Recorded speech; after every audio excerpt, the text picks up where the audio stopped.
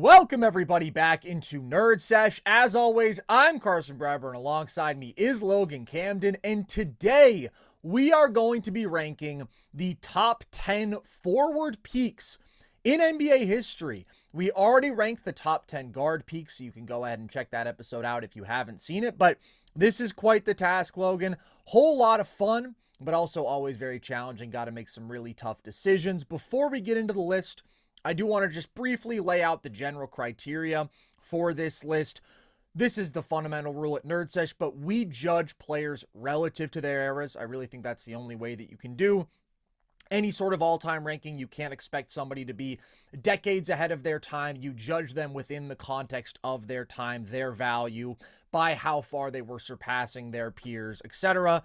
And this is obviously talking just about peaks, and a peak has to be multiple seasons, but it doesn't have to be more than 2 seasons, really just to weed out any real major outlier single season peaks that there may be in league history. Is there anything you want to add to that, Logan? Yeah, for me, I agree with everything you just said.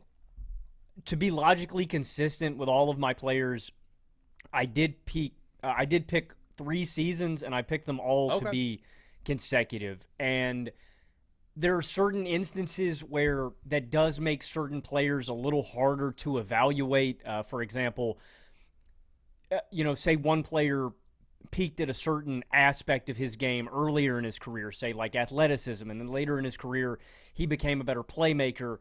Yeah.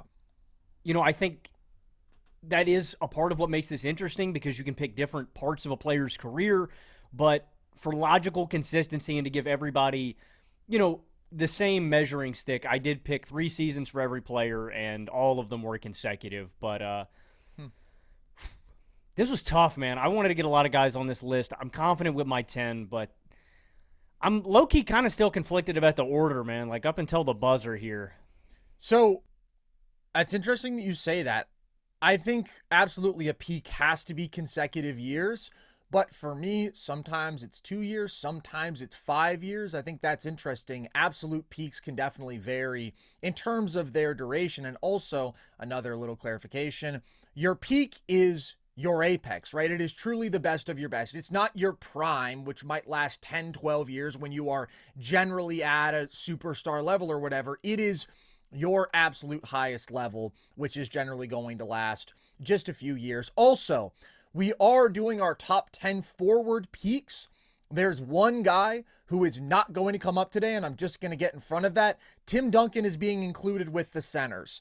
You can argue if he's a power forward or a center until the cows come home, but ultimately, I think if you look at this list and you compare it to the center list, makes a whole lot more sense for him to be with the centers. I do think he was a center. Yes, he played power forward early in his career with David Robinson, and sure, there were years where they would start Oberto alongside him, and he played the 4, but I think he primarily played the 5. And just in terms of his positional archetype value, he's much more aligned with the centers than he is the forwards on this list. So no Tim Duncan today. You'll have to wait until our center episode, which of course we are going to be knocking out soon.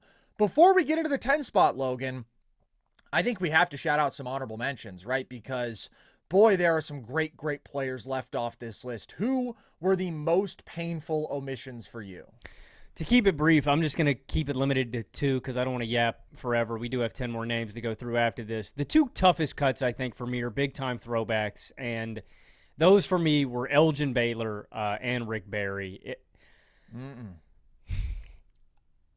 I respect all eras. There are just some modern guys that I felt like I had to include that I do think peaked higher. For Barry, it's a unique case. I think Rick had his game could scale to the modern era as well. There are some guys' athletic profiles that I prefer more in games that I think scaled a little bit better to the playoffs. And then I wanted to get Elgin on here. I don't know if I'm holding the fact that he didn't win a ring against him a little too much, or if it is just plain era bias. My list is very modern for the most part. I don't have anybody as far back as an Elgin on this list. I do have a Rick Barry era player, so I wanted to get all 12 of these guys on the list. I think they are very I think they're very worthy candidates for here, and if you have them in the top 10, I really have no qualms about it. But for me, Baylor and Barry were the two toughest cuts. Very interesting. Elgin, one of my toughest cuts as well, and specifically looking at that 1961 to 1963 range. Really, up through 65 was when he was at his best as a player, and then he had a significant knee injury and was still very good, but was never quite the same. The raw production is absolutely monstrous. I mean, it's ridiculous, like 35, 17, and 5. And Elgin was incredible. I always think when you watch games from the 60s, like, there are certain dudes who just truly pop off the screen in the sense that they are doing such unique things. They are so far above their peers. Jerry West is one of those guys. Wilt is one of those guys. Bill Russell, Oscar. And then Elgin is truly one of a kind as an athlete at this time. Just an elite downhill force. For me, it's the hang time that totally stands out. His ability to have such incredible agility and body control in the air and find different angles. And of course, just an elite scorer, period, and an elite rebounder and a good playmaking forward. But even though the box score looks so ridiculous for Elgin, and again, he was incredible, the reason that he doesn't make this list for me, well, there's a few of them. First of all, very meh efficiency as a scorer, generally hovered around league average, was a couple points above it at this time, but that's still below the standard of efficiency that most guys on this list have. Very meh in terms of defensive impact, and the raw numbers are not as crazy as they seem, just because the pace at this time was so ridiculously high. Like, per 100 possessions, Elgin Baylor averaged 32 points and 4 assists. If you compare that to Rick Barry, who you mentioned, if you're just looking at the raw numbers, well, there's a difference there. But if you're looking on a per possession basis, Rick Barry actually averaged 32 points and 7 assists. So that's where you look at a number of guys who just played in slower eras, and no, they won't have the 38 point per game season that Elgin does. But actually, on a per possession or per minute basis, those guys may have been scoring with volume that matches or exceeds Elgin while doing so more efficiently relative to era. And then the other thing with Elgin is just the impact data with him is not favorable when you're talking about these all-time conversations. Like, I think that very clearly Jerry West was the best player throughout a vast majority of their time together. I would say by like 1962, by Jerry's second year in the league, he was the best player on the team. But in total, throughout Elgin's career, 1959 and 1972, the Lakers actually won a higher percentage of their games without him, 63% without him versus 56% with him. Now, that number is inflated by the 1971 and 72 seasons when Elgin was barely playing whatsoever. I mean, he was super injured and retired midway through the 72 season, only played 11 games across those 2 years, and they had a really good roster. But nevertheless, they did have their best seasons after Elgin was over the hump and out of the picture. And even if you exclude those 2 years, the difference is a 56% win rate with Elgin to a 51% without him. So that's only a 5% swing over a large sample. You compare that to like Jerry West, there's a 16% swing in terms of their winning percentage with or without him. If you look at the games that West played without Elgin, he won more than 67% of them in his career. If you look at the games that Elgin played without West, he won just 46% of them. So ultimately, for the reasons I mentioned, the raw numbers being a little bit gaudier than they actually are impressive when you really dive into the data, the efficiency stuff, the defense stuff, the impact stuff, I think that he ultimately does have to be left just off.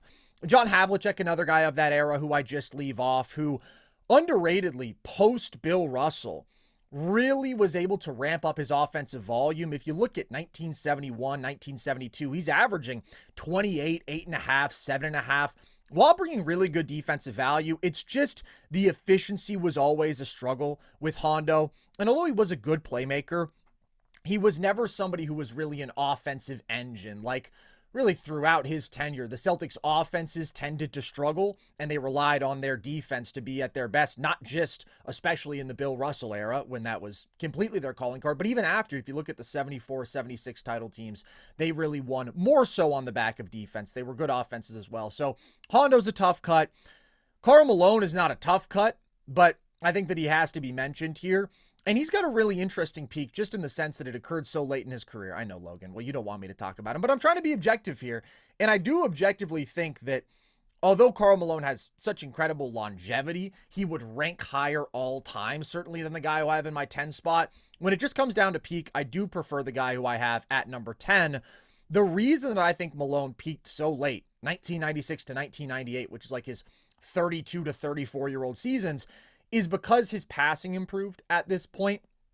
Still, I don't have him on my list just because he's truly one of the biggest playoff droppers ever. I mean, his regular season resume is absolutely incredible throughout basically his entire career. His efficiency, his production as a scorer, his versatility there, operating out of the post, from the mid-range, around the basket, doing work as a roll man, as a popper. It's all super impressive, but when you get to the playoffs, in this span, he gives you 26-10, 3, but on negative 2.5% relative true shooting. That is brutal efficiency. You're not going to see that from any all-time great player who we're going to talk about in my top 10 peaks, and I do think that's where his issues as a finisher, his reliance at times on the jumper, which could fail him a little bit, all of these things, at times the turnovers picked up for him in the playoffs, and the passing was a little bit less consistent, and he's giving you good, not great defensive impact. I just prefer the guys above him offensively. I think their games translated better to the playoffs. I think in most cases they had a better combination of elite scoring and playmaking, or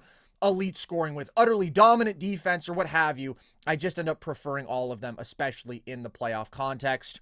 And then there's one more guy who I have down here who I've got to believe is in your top 10, and that's Scottie Pippen. Does he make your list, Logan? Scottie Pippen does not make my list. Wow. Okay, well, I really considered Scottie. And even though he doesn't have the profile of being a number one offensive option on like a championship caliber team, nevertheless, one of the greatest defensive players ever, makes a legitimate argument for being the greatest perimeter defender ever, especially when you consider not just his man defense and matchup versatility, but also his value playing passing lanes and being a disruptor and being a secondary rim protector and being a really good defensive rebounder. All the while, he can give you 21, 8, and 6 on average efficiency. That is ultimately why I leave Scottie off, because I just don't think he has the necessary level of offensive skill to be in my top 10. I do think that he had some limitations there with the inconsistency of his jump shot particularly, but he's a phenomenal all-around player. He's basically the perfect number 2 in NBA history, and so he was a very tough cut for me. So now I'm left to wonder, Logan, who is in your 10 spot? I wonder about the positional thing, if there's going to be a guy on my list that maybe doesn't qualify. I don't know. I don't know. I guess we'll see it when we get there. In my 10 spot, Bernard King. You've got Adrian Dantley. Shout out BK, man. Shout out BK. Getting 50 pieces when he's old in Washington. Man, BK got buckets. In my 10 spot, I do have a guy who got buckets, and that's Charles Barkley. Specifically, I chose 91 to 93 Charles, and I think there is a debate. I think earlier in his career he peaked higher as an athlete in terms of efficiency as well. A multiple-time league leader in true shooting percentage, a multiple-time league leader in offensive rebounds per game as well. But at this point in his career, still an all-time rebounder. In the regular season was giving you 11 per game. In the playoffs was giving you 13 a night. And one of my favorite things from watching Chuck at this time is just his shooting touch inside the arc and his elite post and back to the basket game. I mean, Chuck is just money from the block and the baseline. The guy had every move in his bag, and I think is a really good off-ball scorer. Like, Chuck would just get to his spots and shoot over the top of the defense or get to the cup. Really good as a screener, a roller, and a popper. And has given you 25 points per game on 61.3% true shooting in the regular season, while also dishing out 5 assists per game. And I think he can kind of be an underrated passer and playmaker, man. Chuck was really creative, passing out of double teams and on the block. He's an underrated outlet passer. But the thing that made Chuck really special, in my opinion, is because he was just a walking mismatch. He's just quicker and more agile than centers, could just abuse mismatches on the perimeter where, you know, back when Chuck played, you don't have these really fluid, long, tall guys who can just easily switch out on the perimeter. A lot of these guys are gangly, tall, you know, kind of goofy, and so they're not used to being out there, and Chuck could just cook them. But the A1 trait for Chuck is just how ridiculously strong he was. I mean, he is just one of the strongest players, I think, he might be the strongest player pound for pound in NBA history. There's this one clip I saw from... Maybe you mean inch for inch, because there's a whole lot of pounds there. I'm not going to lie. You know what? That's a better way to put it, for sure. There's this one clip of him in his peak season in 93 with the Suns where he's matched up against young Shaq, and he's driving on him on the block. No relation to young Sheldon.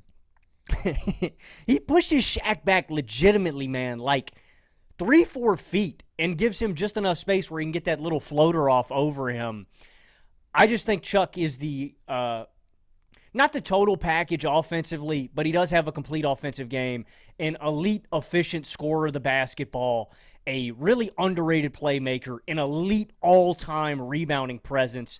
The only reason for me why Chuck can't be higher is just because he does have limited two-way impact, and he's not one of the all-time offensive engines. There are guys higher on this list that I think have more complete two-way value, and then there are other guys higher on this list that I do think are just better offensive engines. But Chuck is one of my favorite guys to watch when you're looking back. He's just got such a unique game, man. Like, you just don't see guys like Chuck at this size with this kind of frame and build. But an all-time scorer, an all-time rebounder. The only reason he can't be higher is because of the limited two-way value. But I was just going to feel wrong if I left Chuck off this list.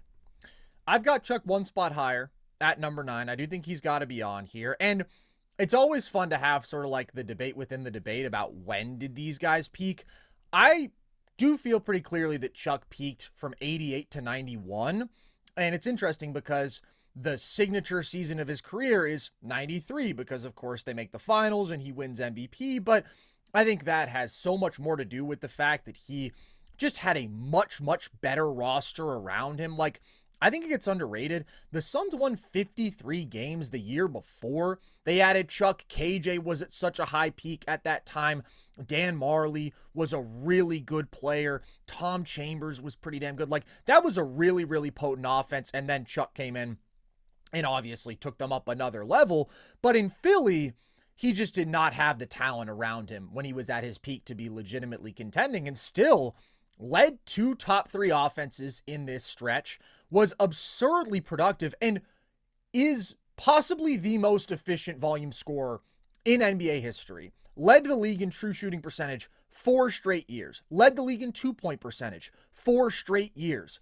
Over this 4-season span, averaged 27, 12, and 4 on plus 12% relative true shooting, Logan. When you're plus 6, plus 7, that's like all time. As a rotund 6'4", 6'5" power forward. It's unbelievable, and he really is an absurd power player. Like, you can't overstate just the force and how that enabled him to be so effective as an isolationist, as a post-up player, where he had this really unique blend of ball handling, agility, quickness, as you mentioned, and just absurd strength, made him one of the great rim pressuring, paint scoring forces that we've ever seen. And he was an elite foul drawer. He was an elite transition player. And the reason I do prefer this version of Chuck basically is that athletic difference. I think once you get to the 93, 94 range especially, but really the early mid 90s after 91, he's not able to impose himself athletically, getting to the rim at the same ridiculous rates. He's not getting to the line at the same ridiculous rates. So he's not as ridiculously efficient. He starts falling in love a little bit more with the 3 ball, where instead of taking 1-2 a game, now he's taking 3-4 a game. And those were always just basically wasted possessions for Chuck. It's incredible he got to be as efficient as he was while taking shots that at times were ill-advised. So that's why I do prefer him in this 88 to 91 range. But incredible, ridiculous scoring value and basically unparalleled efficiency. And then, as you mentioned, he was a good passer and operating out of the post and isolation. He could spot shooters and cutters, and he was a really good transition passer as well. And he was a solid off-ball player offensively in terms of cutting, being in the dunker spot. He was a decent spot-up shooter, very average shooter, wasn't really utilized a lot as a screener. Like, there is an aspect of you playing Chuck ball when he's on your team. Like, he could definitely be a ball stopper. You could have those long, drawn out sort of mid-post isolation possessions from him. He could suffer a bit from scoring blindness. I mentioned at times the shot selection not being great. And you could have to live with some pretty high turnover numbers from him, like 3.4 a game in this stretch. But still, like, that mostly didn't matter just because he was still that insanely efficient as a scorer. He was that productive. I do think in these very high level conversations, there are certain alternatives who are a little bit more versatile, a little bit more seamless in terms of fitting with other high end players than Chuck, who maybe I would give them a slight edge for that. But overall, I mean, just an incredibly dominant player and a great playoff performer. That's where I think peak to peak, Chuck versus Karl Malone is pretty clear to me. All time, I mean, obviously Malone has the longevity advantage, but the ability of his game to translate to the playoffs at a totally different level than Malone, who consistently struggled there, is significant. He averaged 25, 13, and 5 on plus 8% relative true shooting in this span. So he's an all-time offensive player. What does hold him back, as you mentioned, is the defense, where he was just entirely mediocre. Now, I do think at this point, his athleticism made him a little bit better defensively than he was once he got to Phoenix, because he brought at least a little bit of like that rim protection. Not much, but averaged 0.8 blocks per game, was just a little bit of a better athlete. Great rebounder for sure, decent hands, but in terms of finding a role for him as an on-ball defender, that was tricky because he couldn't really guard quicker wings, but then he also wasn't like a very good post defender because, yeah, he was strong as hell, but only, as you say, 6'4", 6'5". So that's probably what holds him back here. And then maybe a little bit of not being as seamless an offensive fit as some other guys, but overall, great offensive player. Did a really nice job carrying some of those down Philly teams. If you look from 87 to 92, they won 54% of their games with him, 43% of their games without him. So that's not a monumental difference. I think it speaks to the fact that Chuck wasn't like an S-tier floor raiser, but he was a very good one. And so I do have him at number 9 on my list. What do you make of the difference in like how he becomes more efficient as a playmaker? Like, you do see some of the turnover numbers go down in this later stretch. You do see his assist numbers go up. Do you think that has more to do with his responsibility in Phoenix, or do you think that has more to do with his growth as a player? I think that that's a good thing to bring up because that's where he does peak in Phoenix to me. It's as a passer. And I think that's very natural. I mean, I just talked about this with Karl Malone. Like, oftentimes you are going to improve as a passer. Your basketball IQ gets better as you go along. So I think he legitimately did get better as a passer and in terms of protecting the ball as he got older. But I also think by 88 to 91, he had gotten pretty good as a passer. He had cut down the turnover numbers they were really, really high a couple of his first 3 seasons. But I do think that's where he was at his best in Phoenix, is as a passer. So in my number 10 spot, I have a guy you already mentioned you do not have on your list. You said he was one of your toughest cuts. I have Rick Barry here, man. Rick Barry, notorious asshole, but man, could he hoop. And I have him specifically from 74 to 75 here. Why is Rick Barry a notorious asshole? Because that's his reputation, man. Look it up. Everybody hated Rick Barry. He said some unsavory things about Bill Russell. He was just known to be a total dick. But again, he was an absolute baller. And I'm going with the 74 to 75 range. I think you could make an argument that Rick Barry peaked in the ABA potentially, where he spent some of his years in his mid-20s, or that 1967 when he scored north of 35 points per game. But the reason I prefer this peak is I think that he had significantly improved as a passer at this point. And so even though he wasn't as athletic, wasn't getting to the line as much, where he got to the line way more in that 1967 season and in the ABA than he did by this point, the passing improvement and the willingness as a passer is so much better. I think the defense is better. I just think the overall basketball IQ is better. So if you look at these 2 years, regular season, he gave you 28, 6, and 6 on plus 1% relative true shooting with 2.5 steals per game. Ridiculous steal numbers from old Rick Barry. And I think, simply put, he is one of the most dynamic and underrated offensive talents ever. He could score with extreme volume, give you 28, 30 points per game routinely, And he could do it in a way where he's stressing the defense from everywhere on the floor. He was a dynamic, very good pull-up shooter. Obviously, we're just talking about pull-up twos at this point, and I think his reliance on those shots is a reason that he wasn't super efficient, right? Because he's not getting the weighted benefit of a three-pointer. It's more efficient to live on those shots around the rim compared to those mid-range jumpers, but you have to understand that he could extend a defense, stress a defense with the threat of that pull-up shot, especially at his size. And he was also a great off-ball mover, a very active cutter, a guy who could fit in offensively at a really high level in that way, and one of the best passing forwards we've ever seen. Truly elite passer.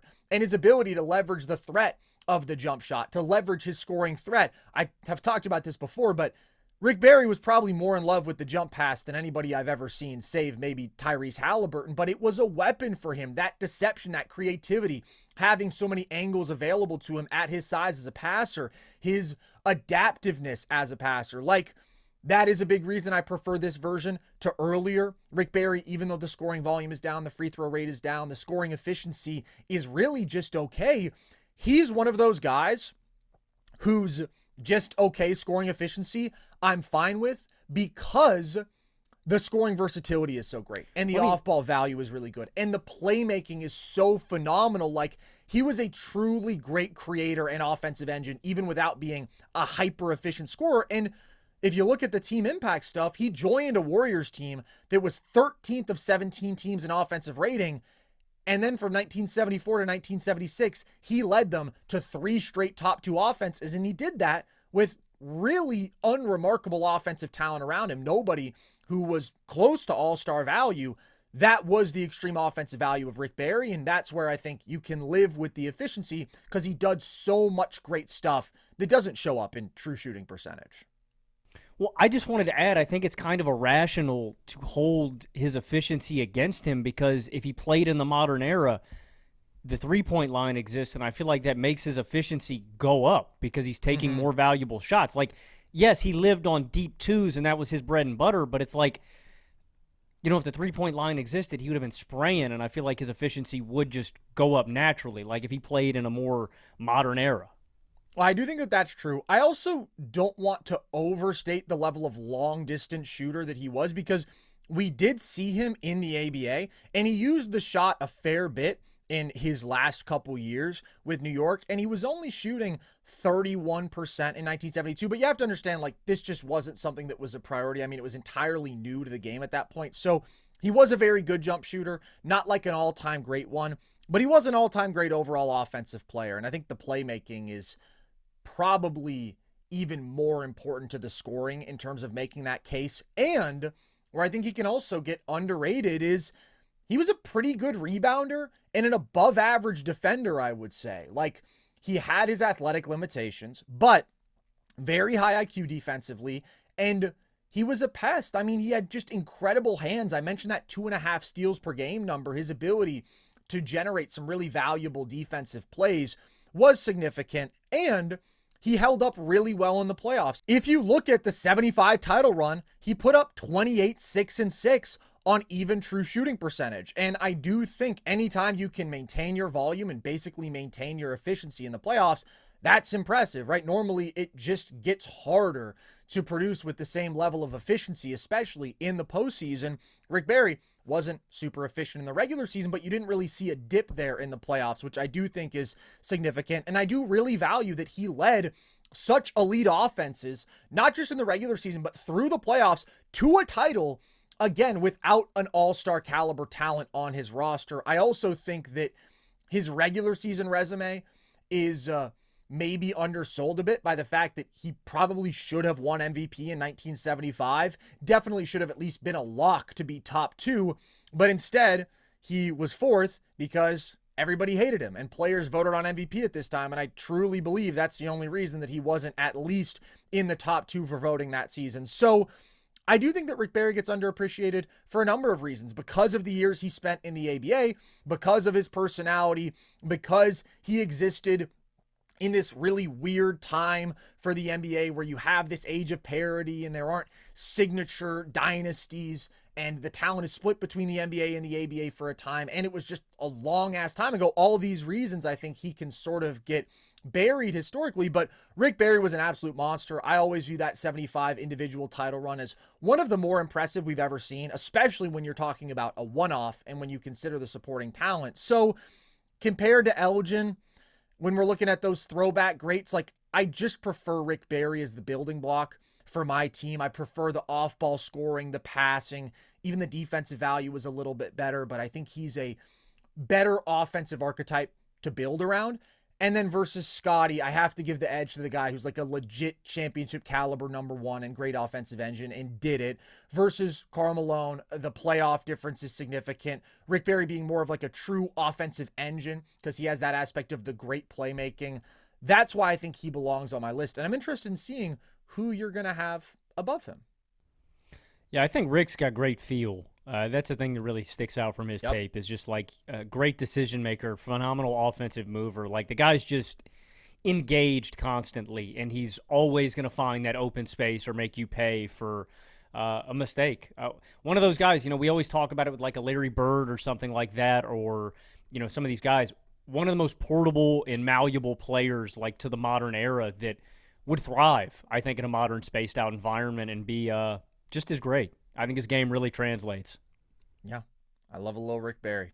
Again, not a lovable guy, but a lovable hooper. Who's in your 9 spot, Logan? I have another ABA legend, and that is the great Dr. J. Okay. I did take his ABA years because I feel like this is when he was at his peak athleticism. I do think there's a debate to be had. I mean, he was still phenomenal in the NBA. He ends up winning an NBA MVP as well. I specifically chose 74 to 76. In the regular season, he gave you 28, 11, and 5 on 56.5% true shooting with 2.3 steals per game and 2.1 blocks per game. His scoring in the playoffs, he actually scores with better volume, more efficiently over that stretch as well, giving you 31, 11, and 5 on 57.7% true shooting. You were talking about it with Elgin and just being such an ahead of his time athlete.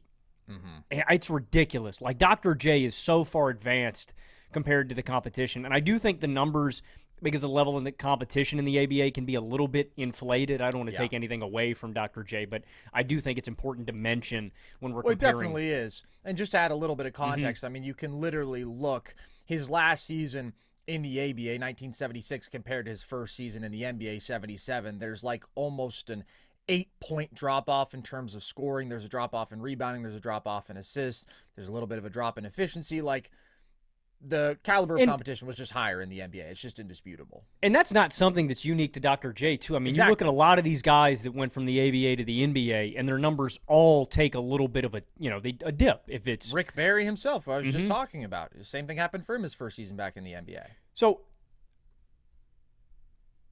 I guess what I'm saying is not that you should take these numbers with a grain of salt, but I do think you should look at these numbers through that lens, is that they are a little bit inflated, but still an elite athlete. This guy's 6'7" with a 7-foot wingspan. And I mean, Dr. J is just graceful. He's like a gazelle. It is just, it's beautiful. He's so, like, the long strides, the long wingspan, the amazing verticality. And what I really like is, you mentioned this with Elgin. I do think you see this with Dr. J. With Elgin, the layups may look funny when you're looking at through a modern lens, right? Because we're so accustomed to these Euro steps and all these reverses and the double clutches, and you can kind of become numb to this stuff. But it really is still ahead of their time. Like, Dr. J is doing stuff in these games that nobody is doing. It's really fun to watch, and he has impeccable touch. Because I think when people think of Dr. J in their heads, you see the graceful athlete gliding through the air and dunking on people with a ferocity, but it also is this, he's got amazing touch, and it is with all kinds of different layups, especially the finger roll, just so beautiful. He's an elite transition scorer. He's a good shooter with a good handle. I do think he improved in some of those. I think he improved in some of those areas later in his career with Philadelphia, specifically as like a ball handler. I think you see he's just better.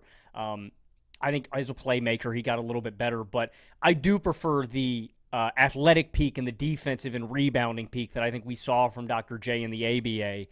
The only reason he isn't higher on my list is there are guys that I do prefer, really similar to what I said to Chuck. I think there are guys that are better offensive engines individually, and then there are guys that just have higher two-way abilities. But Dr. J is one of the most fun guys to go back and watch. Again, when I say ahead of his time, he really is. He's just doing stuff that people didn't see back then. And as we always talk about here, Carson, it's the prism that you got to view these guys through. You know, you can't hold it against him that he didn't play in 2020. I love both of these guys. If I'm being honest with you guys, I consider Chuck and Dr. J, both of them, all the way basically up to number 7. But I do prefer both of the guys above them. Teammates. How about that? Makes me mad, dude. If, like, Chuck was born a couple years earlier and you could have seen, like, Dr. J and, well, Moses would have been, you know, damn near his peak. Dr. J was on his way out, but that would have been one hell of a team if the timeline lined up exactly right. This is true, but there's no need to get greedy. They had 83. Would have been nice for Chuck. I would have liked for Chuck to have had that for sure. I've got Dr. J at number 7, a couple spots higher. I ended up going with 1980 to 1982 here. Not purely because I think that's when his absolute peak was. I'm just a little bit more comfortable using the NBA production and peak because you don't have to sort of do the calculus with the numbers of like exactly how inflated is it. There's just more available footage of Dr. J from this period compared to the mid 70s. I think you're probably right in that like 73 to 76 would be his absolute peak as a player, but I think it's actually pretty close between the two. I think that he improved within the NBA after a few seasons, and you see his production get better once you get to this 80 to 82 range compared to when he got dropped into the NBA. And ultimately, I don't think it would change his spot on this list either way, whichever of the two peaks I went with. But in this period, 80 to 82, averaged 25.5, 7.5, and 4.5 assists, with still over 2 steals and almost 2 blocks a game, on plus 4% relative true shooting. And as you say, I mean, just an insane athlete first and foremost. One of the all-time great downhill forces, incredible speed and agility and bounce with great size, could overwhelm players athletically out of the post, and had a decent enough jumper to have an okay counter there. Like, obviously, option number 1 for him was physically will my way to the basket or will my way to the line, but there was enough of the shot making there to not be one-dimensional as a scorer. Also, just phenomenal in transition. I mean, flying up and down the court. And if you look especially at his ABA years, when you're talking about the mid-70s, the early 70s, that's when pace was still really, really high. And I think that he did benefit from that. And he was a pretty good passer. Like, not somebody who had super high-end vision, right? This is not a Rick Barry level passer for sure. But he was such a massive advantage creator and defense collapser with his athletic force and ability that he opened up a lot of playmaking opportunities and was generally pretty good at capitalizing on them. Still, though, and I think you touched on this, like, even though he was a great scorer, he didn't have all-time scoring volume or like all-time scoring efficiency. And even though his playmaking was solid, it was just that. Like, he wasn't a true elite offensive engine of the level that we're going to talk about with some of these other guys today. In fact, Philly's offenses were really inconsistent throughout his tenure. I mean, they had some years where they were an elite offense, and they had some years where they were a below average offense, and more often they hung their hats on their defense. And before Moses got there, when he was dealing with some less talented teams offensively in the late 70s, they did ask a lot of Dr. J to just kind of get them to be solid on offense. But he wasn't somebody who could single-handedly propel you to being elite on that side of the ball. And we have seen players like that. But he does have the advantage of defensively being a clear plus. Now, wouldn't call him an elite defender.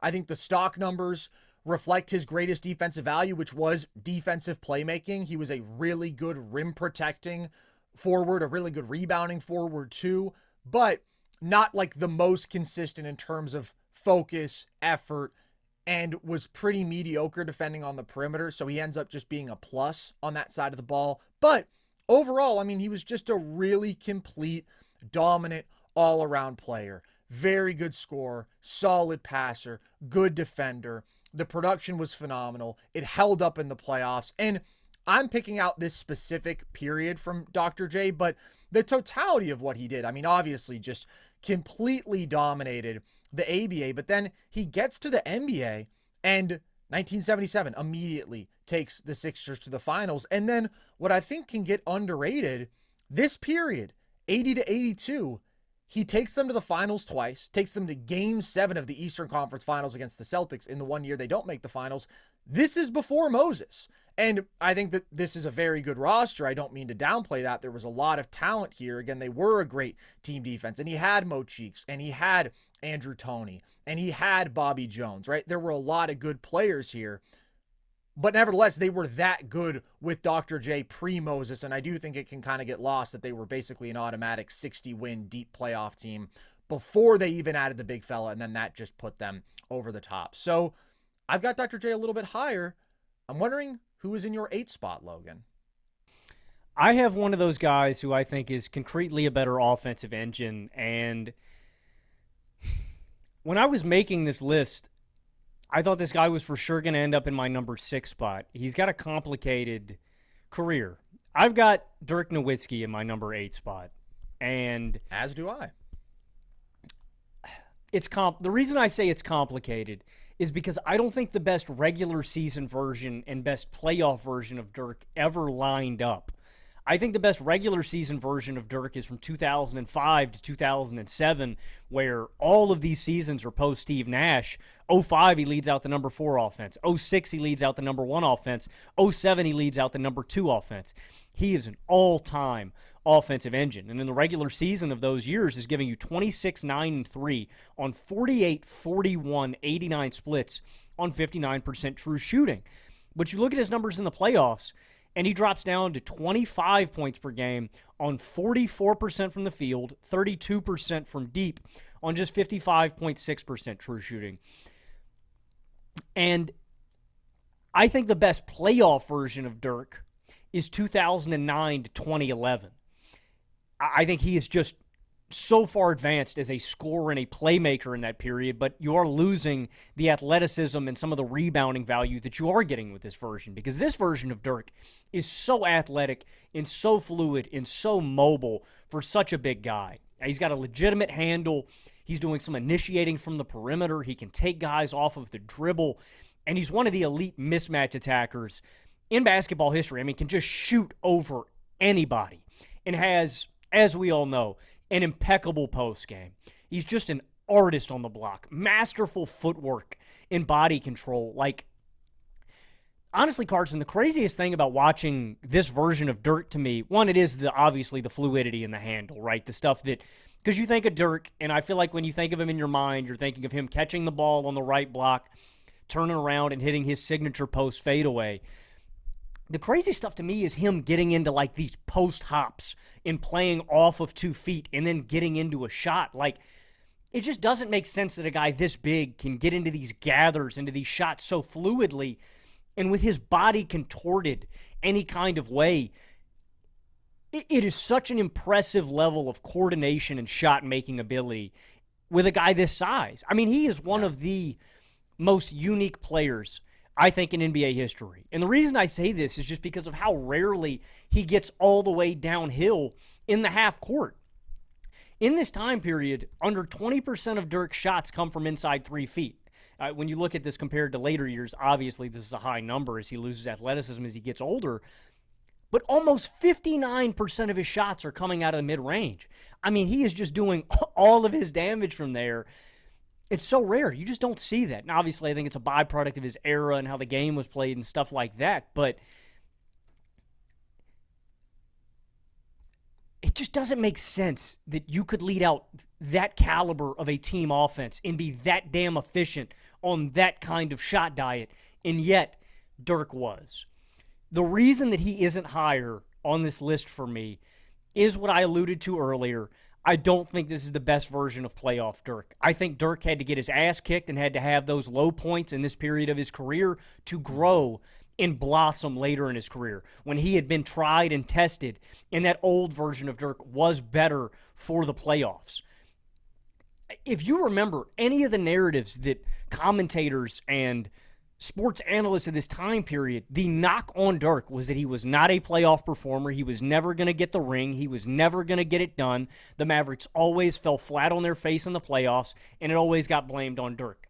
And I'm not going to argue really against any of that in this version. Dirk was a massive underperformer at this stage in his career, and I think he got better later in his career.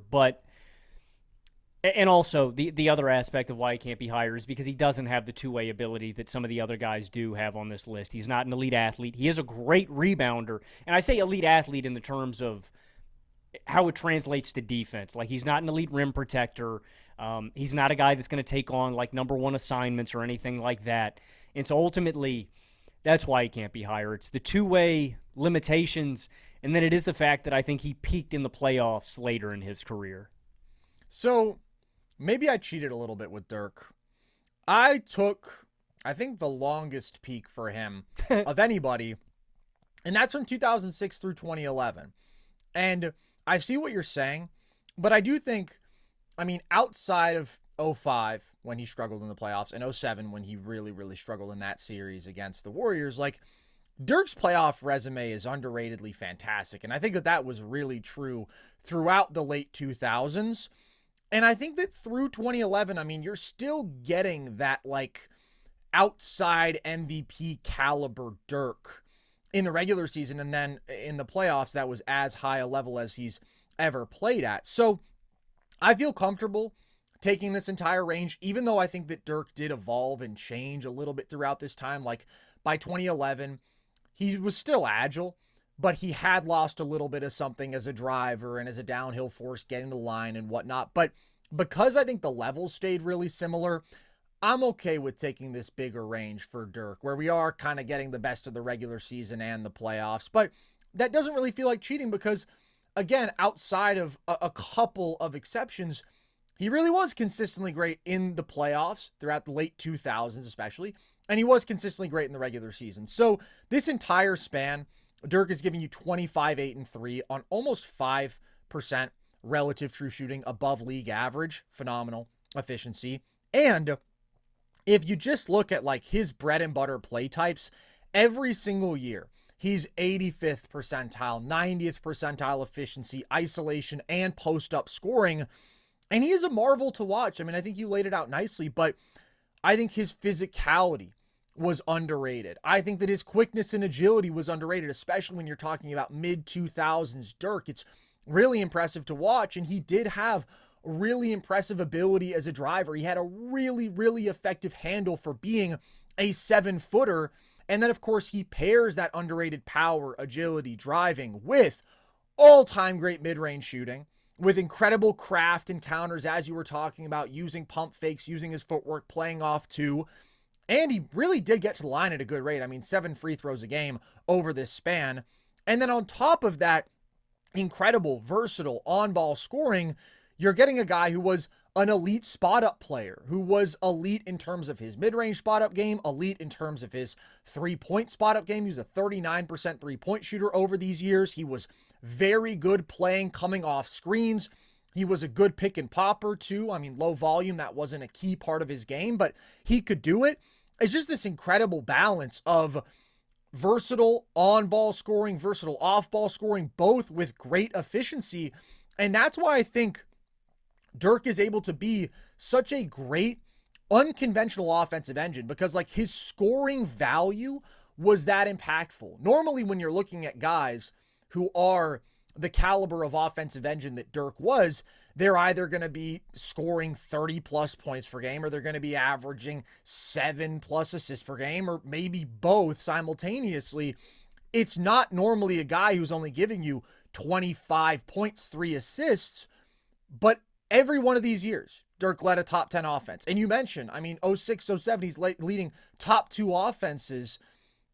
It's incredible what the value of his scoring was because of the versatility, because of the efficiency, because of the off-ball stress, and the impact consistently phenomenal with Dirk. I mean, plus 10.5 on-off differential over this entire span. That's wildly impressive. And the playoff numbers, because I understand Dirk did have a couple down moments in the mid-2000s. He got that reputation, but like, just to put a very concrete number on how good he was in the playoffs in this span, 27, 10, and 3 on plus 6% relative true shooting. Like, this is a guy who increased his volume and increased his efficiency overall in the playoffs over this span. We already talked about it. That is an extremely rare and extremely difficult thing to do. So really the only knock on Dirk is the lackluster defense, where, yeah, he's got good size, but he's not a great rebounder for his size. I mean, he's got some good rebounding postseasons in the mid-2000s for sure, but overall, and especially once you get to like 2010, 2011, now he's only giving you 7 boards a game, but never for being a true 7-footer was he a good rebounder. And obviously, like, really no defensive playmaking value out of him. So that's the thing. Most of the guys above him are just straight up two-way monsters. That's the reason I don't have Dirk higher. Him versus Dr. J is close. I think that the two-way edge makes me lean on Dr. J because he was still such a dominant offensive player. Certainly Dirk was the better offensive player, but I think in totality, Dr. J gets the all-around edge there. But I love Dirk, man. He's a really, really fascinating player. Great to go back and watch. And weirdly, I feel so many misconceptions exist about a guy who really didn't play that long ago. I mean, Dirk retired in 2019, and yet I feel like there's this version of him that lives on in people's mind that is like super old Dirk, or they think that his entire career was saved by the 2011 run, or like, I don't know, there's all sorts of weird stuff. Well, I mean, he balled out. Oh, like after he got like that monkey off his back, like he had obviously the low point in Dirk's career is the We Believe Warriors series where wins MVP, number 1 seed, unprecedented circumstances. But I mean, like 09 to 2011, he's crushing every year in the playoffs. Well, it's absolutely ridiculous. And even the 06 run, I think, gets underrated because, yes, Dirk struggled in the finals that year. Absolutely, he did. But he was destroying everybody before then. So still overall, I mean, the production in that run is really, really good. Like, I do think his playoff resume overall is probably underrated. Maybe the 2011 run, if anything, is a little bit overrated. I don't think that I would say that probably, but we have talked about this where the depth of that whole roster can get underrated. But I think that what Dirk did in the years leading up to that often does get underrated, and just a phenomenal, phenomenal player. So we both have him at 8. I have Dr. J at 7. Who do you have at 7? I'm wondering if you're considering this guy a 5, if he's going to be on your list. I have Kevin Garnett in my 7 spot. I have Kevin Garnett higher than this in my 5 spot. Okay. KG is one of those two-way monsters that you're talking about. Bona fide best defender in the NBA. I think arguably the best rebounder in the league. Not arguably, the best rebounder in the league. From 04 to 07, led the league in rebounds 4 straight seasons. And it's ridiculous watching KG. Like, I don't know if people fully appreciate nowadays, like, the Chet Holmgrens, the Evan Mobleys, the Victor Wembanyamas. Like, these guys are truly unicorns. KG sticks out like one of those guys. He's in that archetype that leads up. If we're talking about like Pokemon evolution, KG is one of those guys that has to exist before those guys, and he sticks out on tape in this era. He looks like an alien. 7 foot with a 7'4+ wingspan, being extremely agile and fluid. The thing that sticks out most to me is, one, I already mentioned it, the rebounding, but the ability to cover so much space because of his agility and fluidity and size. Like, he could just recover and make so many plays. I went with 03 to 05 KG, who has given you 23, 14, and 6 on 55.5% true shooting with nearly 2 blocks a game and 1.5 steals per game. One of the greatest defensive players ever in totality when you're looking at defensive playmaking, at rim protection, at rebounding, everything considered. And just like, I know sometimes this can get overstated, but I wouldn't feel right talking about KG if we didn't talk. Insanity. Psycho. Crazy. Nuts. You want that guy on your team. And when you're talking about defense, I do think that is a fundamental component of a great defensive player. And I'm going to use a football analogy, but it's like when I'm building out a defense. You're taking Jack Tatum first overall. You want guys who kill guys. I want Lawrence Taylor. I want the dude who is psychotic, who is going to stop at nothing. I want Brian Dawkins. I want cocaine. Yeah, man. I want Ray Lewis. I want the psycho. You're choosing legitimate psychos, yeah. I mean, for playing defense, yeah. Yeah. And I do think that's a component that it's huge when you're talking about KG. Offensively is why KG can't be higher for me. Now, he's got a rock-solid post game. He's got a great shooting touch, great shooting stroke.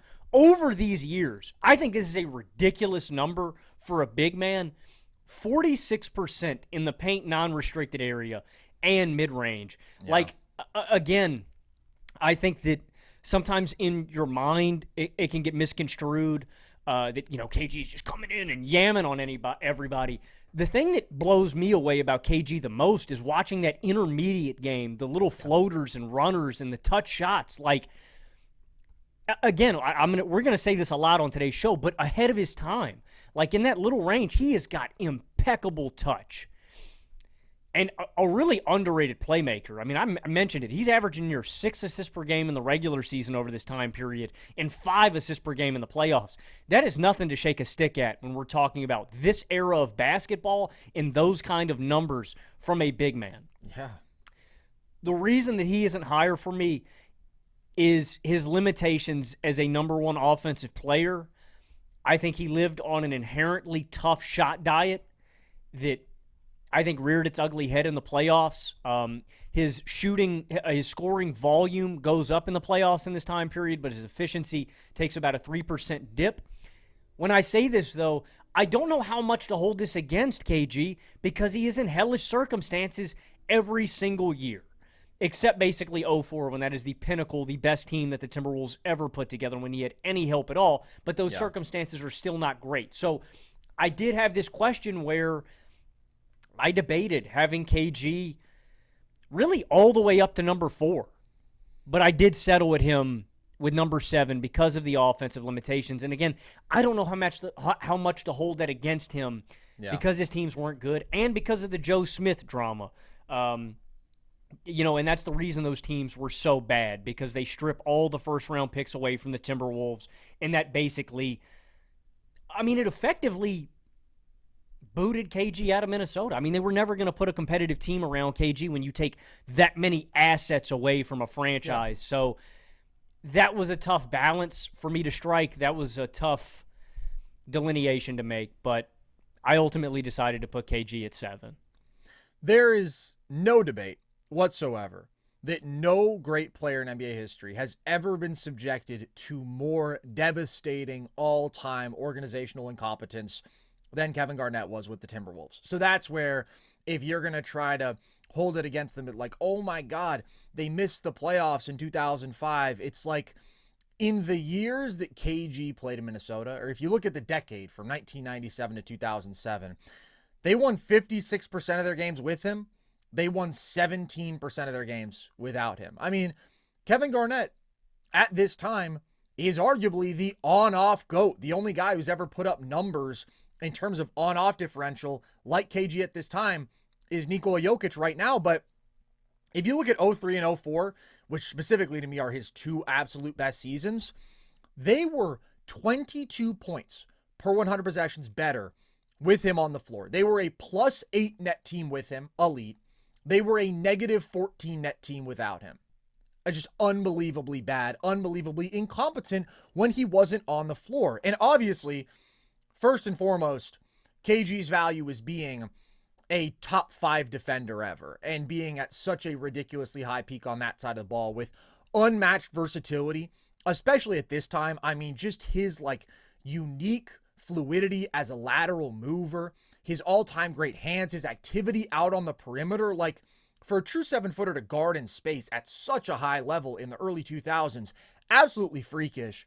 Just with, again, the fluidity of his hips, his change in direction, his length. Like, you were going to have a really hard time getting past KG. And then on top of that, he was an excellent post defender, right? Who was so great in terms of battling for leverage there and was going to give you hell. And he was disruptive in passing lanes. One of the best bigs we've seen at generating steals. Also, one of the smartest defenders ever. So it's not just the psychotic motor, it's all-time motor with all-time IQ, where this guy knows your plays and he's going to be on top of everything you're doing, every tendency, every strength, every weakness, and every single possession. He's going to be going all out. Just such a insanely disruptive force. And although he's not one of the all-time great rim protectors, he was still a very good rim protector. And his ability to anchor the glass and give you 13, 14 boards a game, I mean, it's just ridiculous. If you were going to build a defender in a lab, you very well may build Kevin Garnett.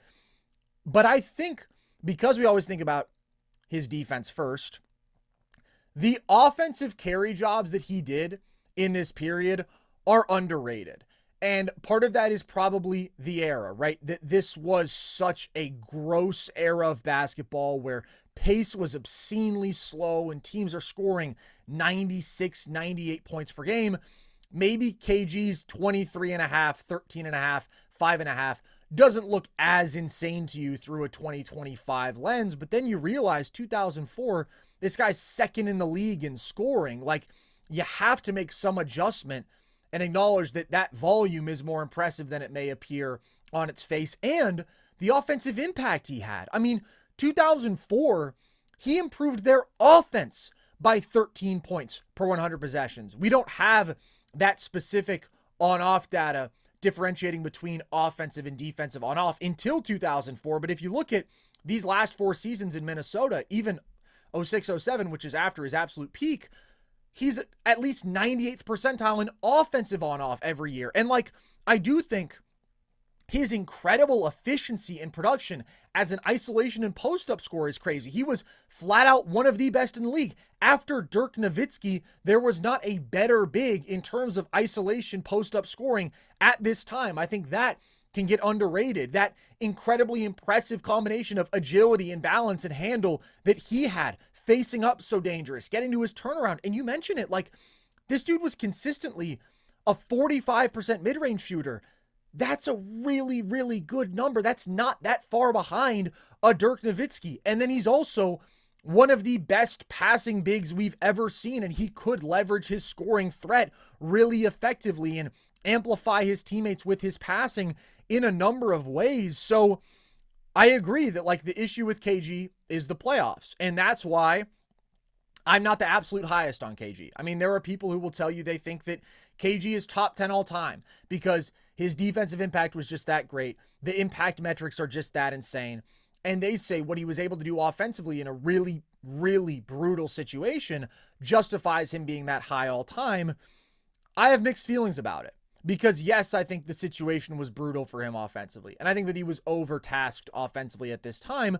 But I also do think he had legitimate offensive flaws that reared their ugly head in the playoffs. For example, just the lack of that bread and butter easy offense, right? He wasn't getting to the line a ton. He wasn't physically dominant. And so he could be very reliant on the mid-range where there's some volatility there. You can have low efficiency because of that. He had some high turnover numbers, again, definitely in part due to being overtasked, but that went up and could be a problem in the playoffs. So ultimately, like, yeah, the production is still really good over these couple playoff runs, 25, 15, and 5, but even true shooting percentage, 4 turnovers a game, even understanding the context, the dudes who I have above him simply could handle a different level of offensive load to a point where KG's issues there are enough to keep him at number 5, but it's really close for me between him and number 3 because you almost can't overstate that this is flat out one of the greatest regular season peaks we've ever seen. Like, I would say definitely a top 10 regular season impact peak at this point. Truly, I mean, is there another player who could have elevated this Timberwolves team in the way that KG did throughout NBA history? Probably not. And I think there's only, again, 5 to 10 guys who, in any unique way, could have gotten them to the level of team success that he did. The playoff dip is real, but he's just too great to be outside my top 5. I mean, it's unbelievable what he did with these teams. It's like the definition of Herculean. 22 on off swing, multiple years. KG was unbelievable. Move him up. Move him up. Dude, I got to tip my cap. God dang, Carson, you're making me question this, bro. I'm wondering. Is it there's one guy who I can see you having above him. I'm wondering how you have him down at 7. Is it unethical to change my list now? I mean, No. I've done it previously. This is a big Socratic seminar, this podcast, Logan. We get into the Greek bathhouse and we discuss various matters of great import, and we have to have fluid opinions. I don't feel good about it. You've made a tremendous argument. I'm going to call an audible, Peyton Manning style. I'm going to bump him up to 6 because Okay. after I've thought about it, I don't feel right having the guy at number 6 above him. So who is now your number 7? Who's been demoted? Anthony Davis. Wow. I was considering AD with the centers, but that can really go either way, can it? So he's not on my list. Okay. I was wondering where we were going to get caught up with the... Yeah. Yeah. I knew there was going to be one guy positionally that we... The on-off data has convinced me, but also, more importantly, I think it's the role. I kind of got caught up in the numbers, I think, a little bit too much with AD because they're fucking ridiculous. Like, I can't... I just looked at these numbers for so long that I think it swayed me a little too much, and where I put my blinders on to the hellish circumstances that KG was in. Because AD, I specifically picked 2018 to 2020 Anthony Davis. Yeesh. Where he is giving you 27, 11, and 3 on 60.7% true shooting with 2.4 blocks per game, 1.5 steals a game. And in the playoffs, is giving you 28, 11, and 3 on 55, 35, 83 splits, 63.7% true shooting with over 1.5 steals per game and 1.5 blocks per game. But yeah, I think the reason that I did that coming into this is just because I was caught up in the numbers while kind of ignoring the fact that Anthony Davis did have LeBron alongside him for that 2020 playoff run where he was immortalized. The 2020 playoff run from AD, if we were just doing individual season peaks, ridiculous. Carson, he shot 80% in the restricted area, 49% in the paint non-restricted area, 50% in the mid-range, and 38% from deep, while being the best defender in basketball. But I think I took it a little too far with the sample size and the circumstances because ultimately AD wasn't the number one offensively on this team. LeBron was. And so that's why I'm going to bump him down to number 7. Yeah. But that being said, AD at this point is a transition monster. He is the best lob threat in the NBA. And that was one of the things that was biting back and forth at me when you were talking about KG is AD does have the benefit of not being the number 1. He also does have the benefit of playing in an era where it's way more spaced out, and he has these opportunities spoon-fed to him that KG didn't have by a byproduct of not having teammates that could get him those looks, but also by playing in an era that is just so clogged up in the lane. Like, I do think if KG played, if we were able to just port 04 KG into this modern era, would be way more efficient and probably would be a better scorer with all this space to work with. But AD is giving you tremendous shooting value, too. I mean, all those numbers that I read off are ridiculous. And if AD had kept that up, he would just be way higher in all-time stature. So, yeah, I would feel wrong if I had AD above KG. But I did think about it for a while coming into this pod. I had it, but Carson, you have convinced me that I was wrong. And just thinking about it logically, I wouldn't feel right having AD above KG. But it was close, man. And Anthony Davis, I think, has an underrated peak. I think... Yes. I don't know, man. I think he just set his expectations up so high, and that following season was so disappointing where the shooting doesn't hold on, the scoring doesn't hold on, and he's kind of had to claw his way back up to where he was. But this is a damn high peak. And like I said with KG, I considered AD all the way up to number 4. Whoa. Yeah, I did, man. I mean, AD was so damn good at this point, dude. He was incredible. I'm ultimately going to put KG at 6 and put AD at 7.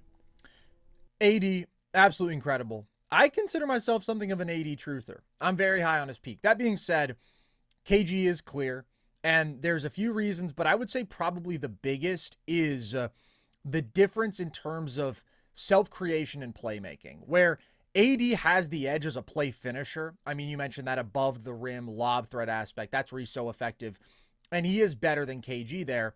But also, especially when you look at the 2020 Lakers season, he is having more opportunities created for him, like just as a product of being in better circumstances. And the difference between them and play finishers, which favors AD, is just not as big as the difference in terms of self-creation. Like AD, not the level of isolation post-up score that KG was, not in terms of volume or efficiency relative to era. Didn't have the consistent mid-range game that KG did, where like that was such a weapon for KG. With AD, it's like, yes, oh my God, in the bubble, it was incredible, but that was always a really erratic part of his game. And then KG being one of the best passing bigs ever compared to AD really being a mediocre passer, and that being a limitation of his as an offensive hub. For all those reasons, and the fact that, I mean, KG is also the even better defender, as great as AD is. KG's ridiculous versatility. He's absolutely nonstop motor, being even the higher IQ defender. For all those reasons, I think that KG is in a different tier.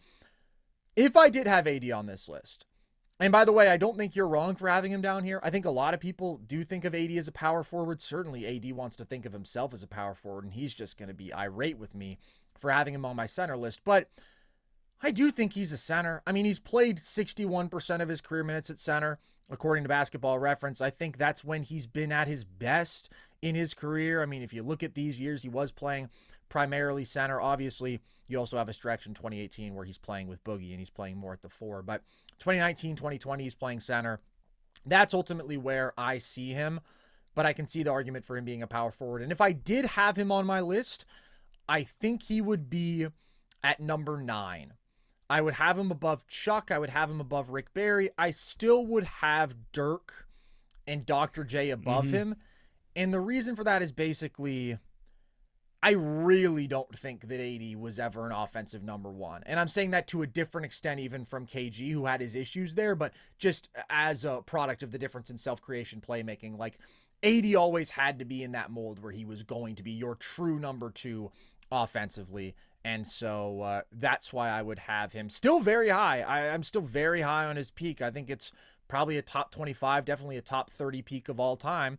We'll see where he lands on my center list, but not quite as high as you. So you now have AD at 7, KG at 6. In my 6th spot, I have the one and only Kawhi Leonard from 2019 to 2021. And this is another case where I think you could have some debate about, like, when is his peak? Some people might argue 2016 and 2017.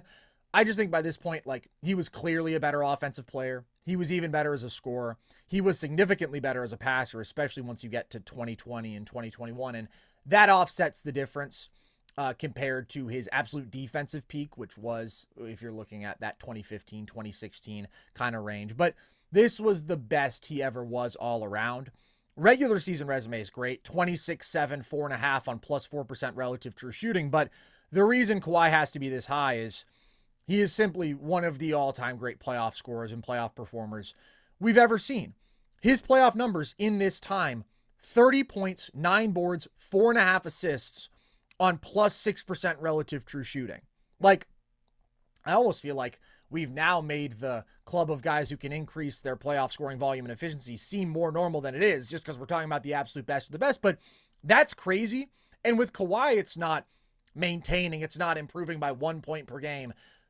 4 point per game leap with a 2% true shooting is just incredible. And I've talked about this so many times, but it's no coincidence that Kawhi has been such a killer playoff performer year after year. It's because he's built to dominate that hyper-physical, slowed down, rock fight environment because, first of all, he has insane versatility as an on-ball scorer. I mean, every year, elite pick and roll, elite isolation, elite post-up efficiency, but it's his ridiculous combination of elite ball handling, especially for having those long-ass arms that he has, with incredible all-time great shot making, with all-time strength. It is his ability to get wherever he wants on the floor because the handle is so secure, because you're not going to speed him up, and then you are never going to bump him off his spot. He is going to move you to exactly where he wants you, and he doesn't have to get all the way to the rim where you can pack a paint on him and limit him in any way. If he gets 12 feet from the basket and shoots a turnaround over you, if he rises up 13 feet from the basket to shoot over top of you, those are 50% shots for him. Like, he's so damn efficient on those 2-pointers away from the rim, and he can get to those spots whenever he wants. And also did have underrated quickness and rim finishing at this time, and he got to the line at a good rate and made nearly 90% of those free throws.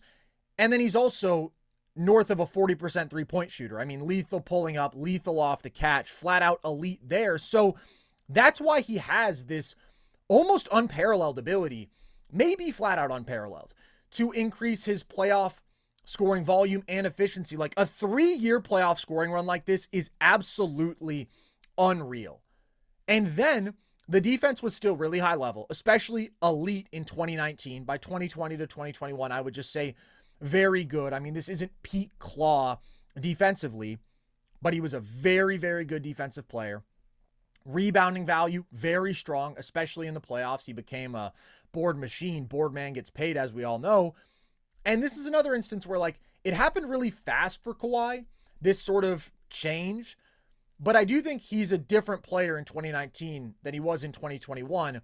They're very, very close in terms of value, but by 2019, I think you're getting a little bit more of the defensive value. 2021, you're getting more from him as a passer, where, like, he got to the point where he could make the reads, he could make the necessary passes to be the primary ball handler and playmaker for a couple of ridiculous top 3 offenses. Like, the formula of just put a shit ton of shooting and a simple play finishing big alongside Kawhi and PG.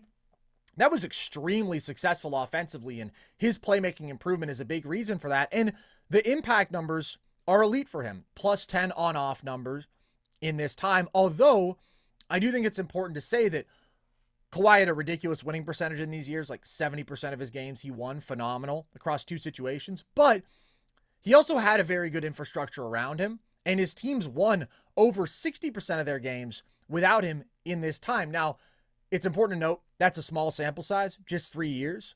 Generally, it's better to look at, like, a decade or a career for these kind of numbers if you can. But I do think that that kind of speaks to Kawhi's value in a way, in that he's a ceiling raiser, and he's more so an elite playoff performer, a guy who's going to be supremely valuable for that 16-game push than he is an MVP regular season crazy floor raiser, right? Like, he's not somebody who can single-handedly anchor an elite defense at this point, and he's not somebody who can single-handedly propel a great offense. But when you get to a playoff environment, nobody is going to elevate their game by more because of the specific A-plus traits that he possessed. And personally, I value that a ton. I do value ceiling raising, being able to slot this guy in and he takes you up a level in any situation a lot. And I'm a huge Kawhi believer. Like, I truly think there are very few players in NBA history who were better than him when he was healthy in the playoffs at this time. The reason I don't have him higher would be basically what I just laid out, and that he's not the caliber of regular season player of Kevin Garnett. I mean, really not close. He's not the level of regular season player, just to compare him to a contemporary of his, that Giannis is. A Giannis Antetokounmpo, a guy who can, churn out 50-plus wins for you every year at his absolute best if you put a competent supporting cast around him. And then the lack of elite playmaking, right? The lack of all-time defensive impact at this point. But that ridiculous scoring value and that major two-way value, I can't have him lower than this. I do have Kawhi in my number 5 spot, so Okay. I do have him above KG. The difference is, I think, the playoff offensive ability for me. I agree with you. I think the regular season impact is different. I think the complete, obviously KG's a all-time better defensive player than Kawhi and, can single-handedly raise you there. But this version of Kawhi is just insane. He shot 49% in the mid-range in that 2019 run. He shot 43% on pull-up jumpers on 10 field goal attempts per game. He shot 42% on catch-and-shoot jumpers. This is just specifically in that 2019 run. And, was a top-tier perimeter defender still at this point. For sure. In that I don't want to be clear, I'm not trying to disrespect Kawhi's defense here. I think at his absolute best, Kawhi was the greatest man perimeter defender we've ever seen. But I also think it's important to not conflate 2016, 2015 Kawhi defensively with especially 2020, 2021 Kawhi defensively. Still very good, but not the same game-breaking player, especially not every possession that he was a half decade before. In that 2019 run, he held Giannis to 29% shooting in their matchups. He held Steph to 35% shooting. I do think that is important to emphasize, though. He's not like a one-man defense, but he is super versatile and can defend against multiple kinds of archetypes. I do want to ask, do you think he's got the best handle of any wing ever? That's a great question. Probably. Off the top of my head, I mean, LeBron's handle's pretty phenomenal. KD's handle is pretty phenomenal, but it's just a little tougher when you're 4 inches taller to be as great. Yeah, off the top of my head, I think that I would go with Kawhi. Over LeBron? I think so, man. I mean, Kawhi has that ball on a string, man. It is so tight. It is so smooth. I think I'd give him the edge. It's close, but I mean, he's definitely, I think, top 3, top 2 for sure. I'm not going to lie. I did consider Kawhi all the way up to number 3. I would hear an argument, but ultimately I did decide to leave him here in my 5 spot. I think that consistent impact, I'm not going to hold injuries and stuff like that against him, but yeah, like you mentioned, I think regular season impact, there's differences, and as a top-tier offensive player, there are guys that I prefer. I agree. And the reason that I would take KG over him is I personally do think playoff performance is most important. But it's like all these things, there's a balancing act, right? It's like when we talk about all-time rankings, I think that peak is more important than longevity, but I don't think longevity is unimportant. You're striking a balance. And for me, it's like the difference between regular season KG and what he can do with absolute bums, elevating them to a totally different stratosphere from where they should be or they would be, even with a Kawhi, that outweighs the playoff edge that Kawhi does have. Where, again, KG had his playoff flaws, but I also think in those circumstances, extremely, extremely difficult to ask him to do much more than he did. So that's the reason that I would still land on the side of KG being higher than Kawhi. So I have KG at number 5. You have Kawhi. Who is in your 4 spot, Logan? This is another guy I considered to be in my 3 spot. I have Giannis Antetokounmpo here at 4. As do I. Now, Giannis is interesting because, like we were mentioning with some of these other guys, you could pick different iterations of Giannis to go with if you wanted to go with him closer to his finals run. I ultimately went with this version of Giannis, 2023 to 2025. Now, it sucks because he's been so banged up for the playoffs. We really haven't seen him have a legitimate playoff run since his finals run. But I do think this is the best floor-raising version of Giannis and by far the best offensive engine version of Giannis. I think he is really developed as a consistent and good playmaker. I think this is the best touch and shooting version of Giannis that we've ever seen. Obviously not like a three-point shooter, but as a mid-range shooter. He's really developed there and developed that as a counter to his downhill force. But that is where Giannis is getting, 90 to 95% of his value is that downhill rim pressure. He's one of the best we've ever seen, and effectively, he's unstoppable. I mean, you have to have that guy that can counter Giannis. I mean, I think it's him and tell me if you disagree, Carson, but I mean, I think it's him and Shaq in a league of their own as these rim pressures and downhill forces. LeBron. And defensive collapsers. That's a good shout, too. Also, they don't want you to know healthy Zion Williamson, but they don't want you to know about that.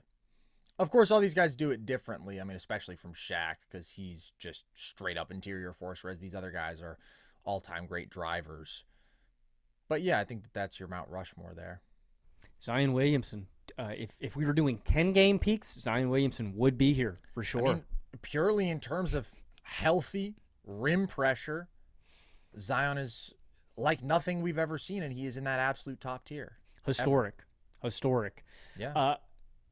Giannis, over this 3-year span, these last 3 years, has given you 31, 12, and 6 in the regular season on 62.7% true shooting with a block and a steal per game. Now, I do think that sometimes Giannis's defensive impact can get a little overrated at this point in his career. He just can't exert himself the way he used to back in 2018, 2019, 2020. I think that's prime defensive Giannis while you're getting really great offensive value too. But I think this is the most polished Giannis has ever been in terms of a handle, in terms of playmaking. Like, he's a really good playmaker at this point in his career. And it's so great at just consistently collapsing defenses and either generating that into a finish at the rim, into free throw attempts, or into playmaking a wide open three for his teammates. He's so special there.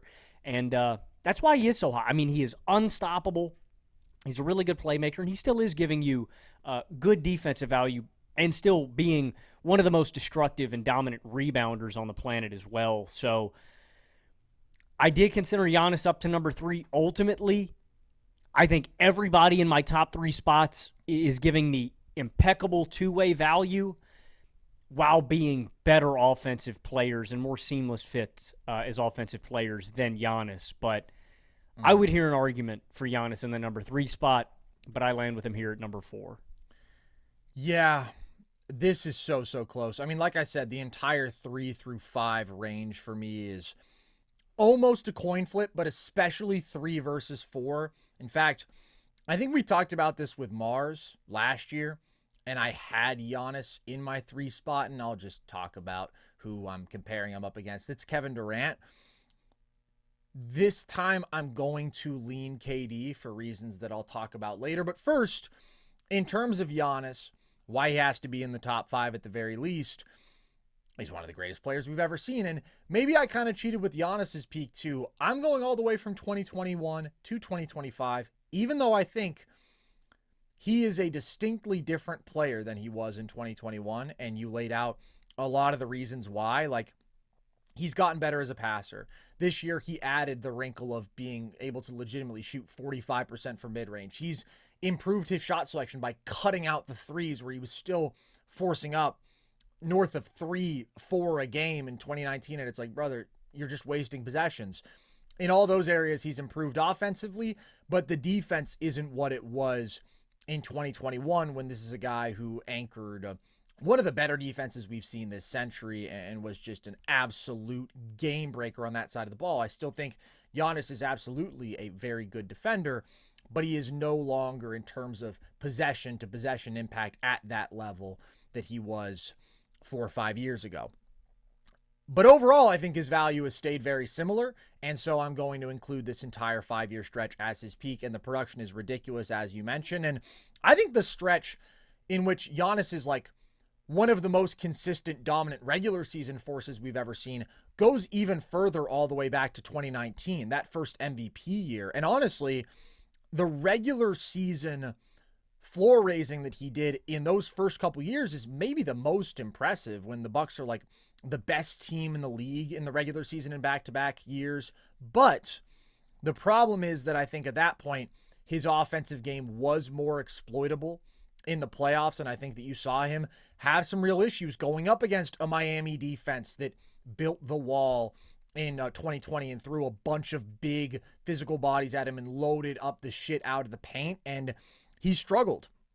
to really effectively attack that defense. And they were able to get him to settle for more jumpers, and he wasn't quite the level of passer that he would become. Toronto had a similar thing. I mean, you mentioned the job that Kawhi did on him in 2019 that was so impressive. But by 2021, he was able to find a way to still have a pretty dominant offensive postseason, even though he wasn't the level of offensive player he is today. But ultimately, I mean, with Giannis, the sales pitch has basically always been the same. You're talking about a GOAT tier rim pressure and finisher, as you mentioned, a top tier transition force we've ever seen, and an absolute freak, man. I mean, it's just absurd. Not just the athleticism, but the handle that you're seeing, the body control, the agility, all of it from this insanely explosive 7-footer. We've never seen an athlete quite like him in the history of this game. I'm not saying he's the best athlete ever. I'm saying he's a one-of-a-kind, unique athlete in the history of this game. And, of course, has grown into a really gifted passer at this point, where his ability collapsing defenses to make a number of wraparound passes and kickouts and to make these reads with anticipation. And, I mean, at his size, he can just make so many different kinds of passes. Phenomenal. And then you look back to like 2021 and no, he wasn't that level of passer, but then he was like a top 5 defender on the planet, and a really, really good, versatile on-ball defender, but even more so dominant in that free safety role, blowing things up on the back end, insanely effective rim protector, and an absurd rebounder. So regular season, again, he's been one of the greats we've ever seen for a long time. Overall in this period, plus 9.5 on off differential. They win 66% of their games with him, 50% without him. That's a significant difference. And especially if you look at this past year, these past 2 years, it's probably the most absurd carry job he's ever had to do just because of the talent around him.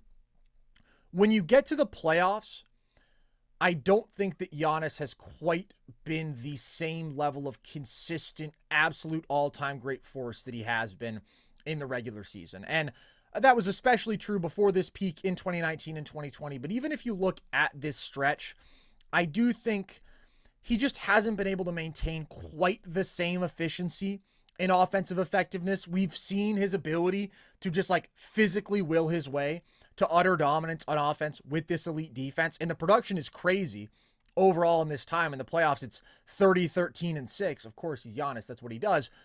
But only plus 1% relative true shooting.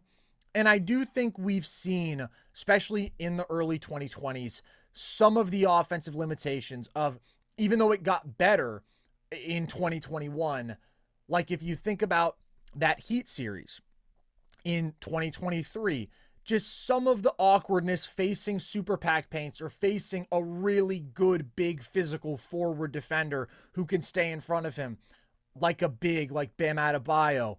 At times, the free throw shooting being a legitimate problem. Like, we're nitpicking here, but that's what we have to do because we're having all-time great conversations.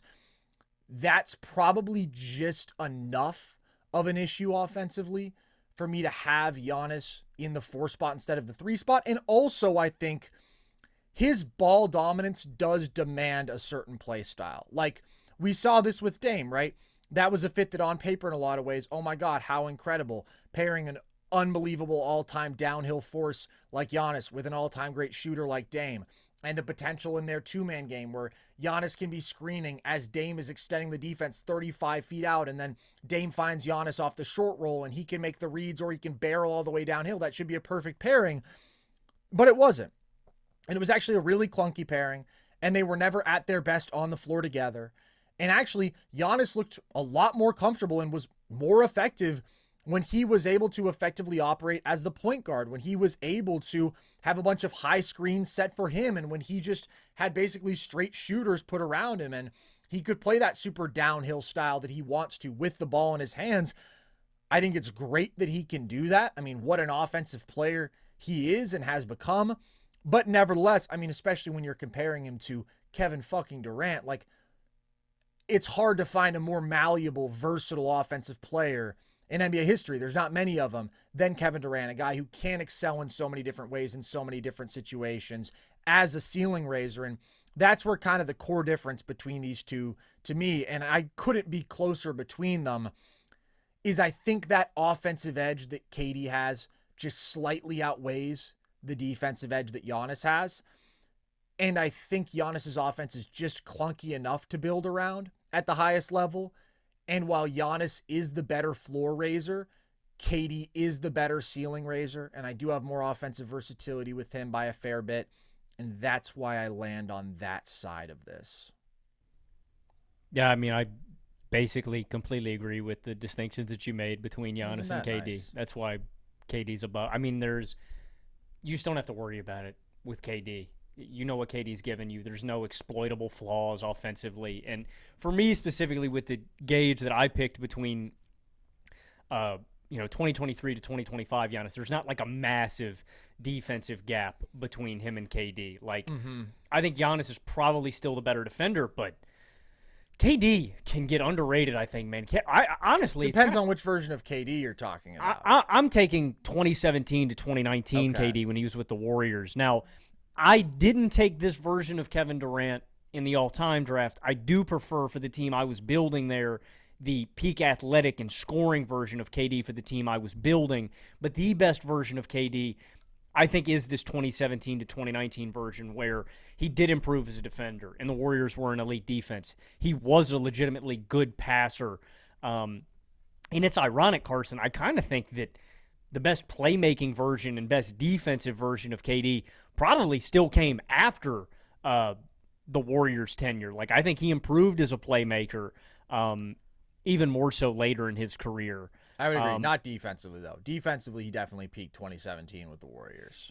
But as a passer, I think he was at his best probably in that 2022 season with Brooklyn. Yeah. I think it's arguable that he was better as a defender later in his career, but this is still where he's got like that athletic frame. And I think this was by so far the most impactful he's ever been as a rim protector. I mean, like, KD was like fringe all defense level in 2017 and 2018, arguably. And I don't think you've ever gotten that from him at any other point of his career. I mean, he was just so insanely bought in, too. The thing that makes it hard is just because of how easy the circumstances were around KD. Ultimately, I know people hate KD for this. I'm thankful that we got this. I think it's the greatest basketball ever played. I think it's the greatest team ever assembled. Sure, I think it leaves Kevin Durant with one of the most complicated basketball legacies ever. But damn, that basketball was sexual, man. I got excited to watch that Warriors team. It was just so easy and effortless, and the numbers back that up. I mean, in the playoffs, over the stretch, he's given you 37 and 5 on effectively 50, 40, 90 splits, 64.2% true shooting. He's shooting over the span 77% from 0 to 3 feet.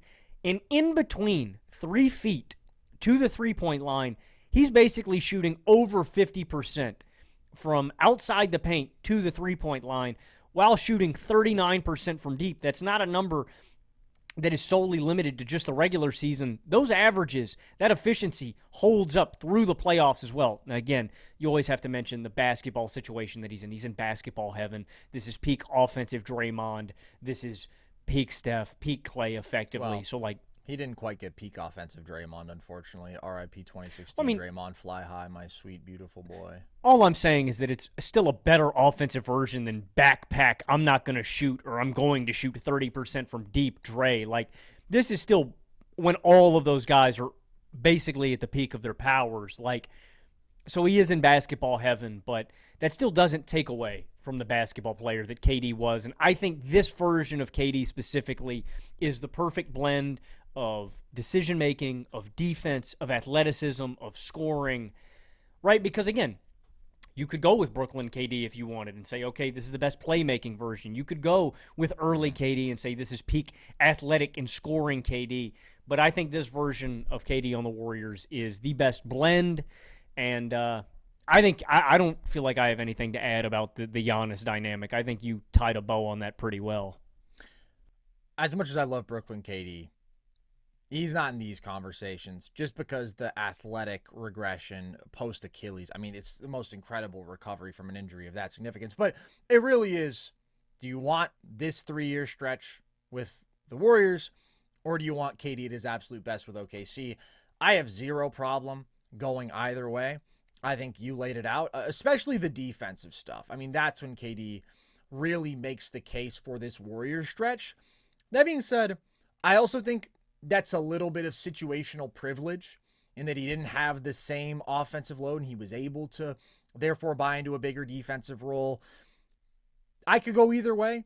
I am going to land on 2013 and 2014 Kevin Durant, though. And the difference is the athleticism, the rim pressure, the free throw drawing at this time, which I do think it's underrated. Like, there's this phenomenon where you watch a player who's so great for so long, and the changes that they undergo are so subtle that from one year to the next, it's just going to be a 2% change in this way, 2% change in that way. And so as you're watching them in real time, you don't feel like things are changing that much necessarily. But then you go and you look at the actual difference over a decade, and it's like, oh my God, Kevin Durant used to move like that. And that's what you get when you watch 2013, 2014 Kevin Durant. I mean, it's absurd. 30, 7.5, and 5 on plus 10% relative true shooting. And he's not doing that in the offensive heaven that was the Warriors, where, yeah, I mean, his efficiency and scoring volume, it's still absolutely incredible, but it makes sense. It's an easier environment to be hyper efficient. He's having to do that at this point with Russell Westbrook missing half the season in 2014, with famously shitty spacing around him for being as great as those Thunder teams were. And they were great because Kevin Durant was at the best scoring peak of anybody on this list, at a top 2 scoring peak in NBA history. Like, it's incredible. Sometimes you just got to appreciate basketball, man, and how freakish a number of these talents truly are. Like, I'm thinking about Giannis and I'm describing it, and I'm like, how does that guy exist? And then you talk about Kevin Durant, and he's a 6'11 guy with an unmatched handle for that size, who's also maybe a top 5 shooter in NBA history. And at this time was an elite athlete. He was shooting 75% at the rim on high volume. He was shooting high 40s from mid-range. He was shooting 40% from 3, and he was shooting 89% from the free throw line, getting there 9-10 times per game. Like, nobody could have a prayer of guarding this dude from anywhere on the floor at this time. Truly, he got whatever he wanted as a scorer. And if you look across every play type over these 2 years, KD, 94th percentile efficiency pick and roll scorer, 93rd percentile isolation, 92nd percentile post up, 83rd percentile transition, 93rd percentile spot up, 65th percentile off screen. Like, those are all of his major play types. How is that guy even real? How can you be such a god tier on and off ball scorer, such an actual god tier scorer at all 3 levels? It's unbelievable what he was doing. It is up there for the greatest combination of scoring volume and efficiency ever. And I would argue it is the greatest peak we've ever seen in terms of scoring versatility. And then, like, the playoffs are supposedly a letdown for him at this time, and he's averaging 39 and 5 on plus 4% true shooting at that point. And by the way, had to play without Russ in the 2013 playoffs, so crazy offensive burden on him. That's how high the bar was for Kevin Durant, 2013, 2014. Now, his defense at this time was just okay. It wasn't what it would become around 2017 with the Warriors. He wasn't bringing that level of rim protection.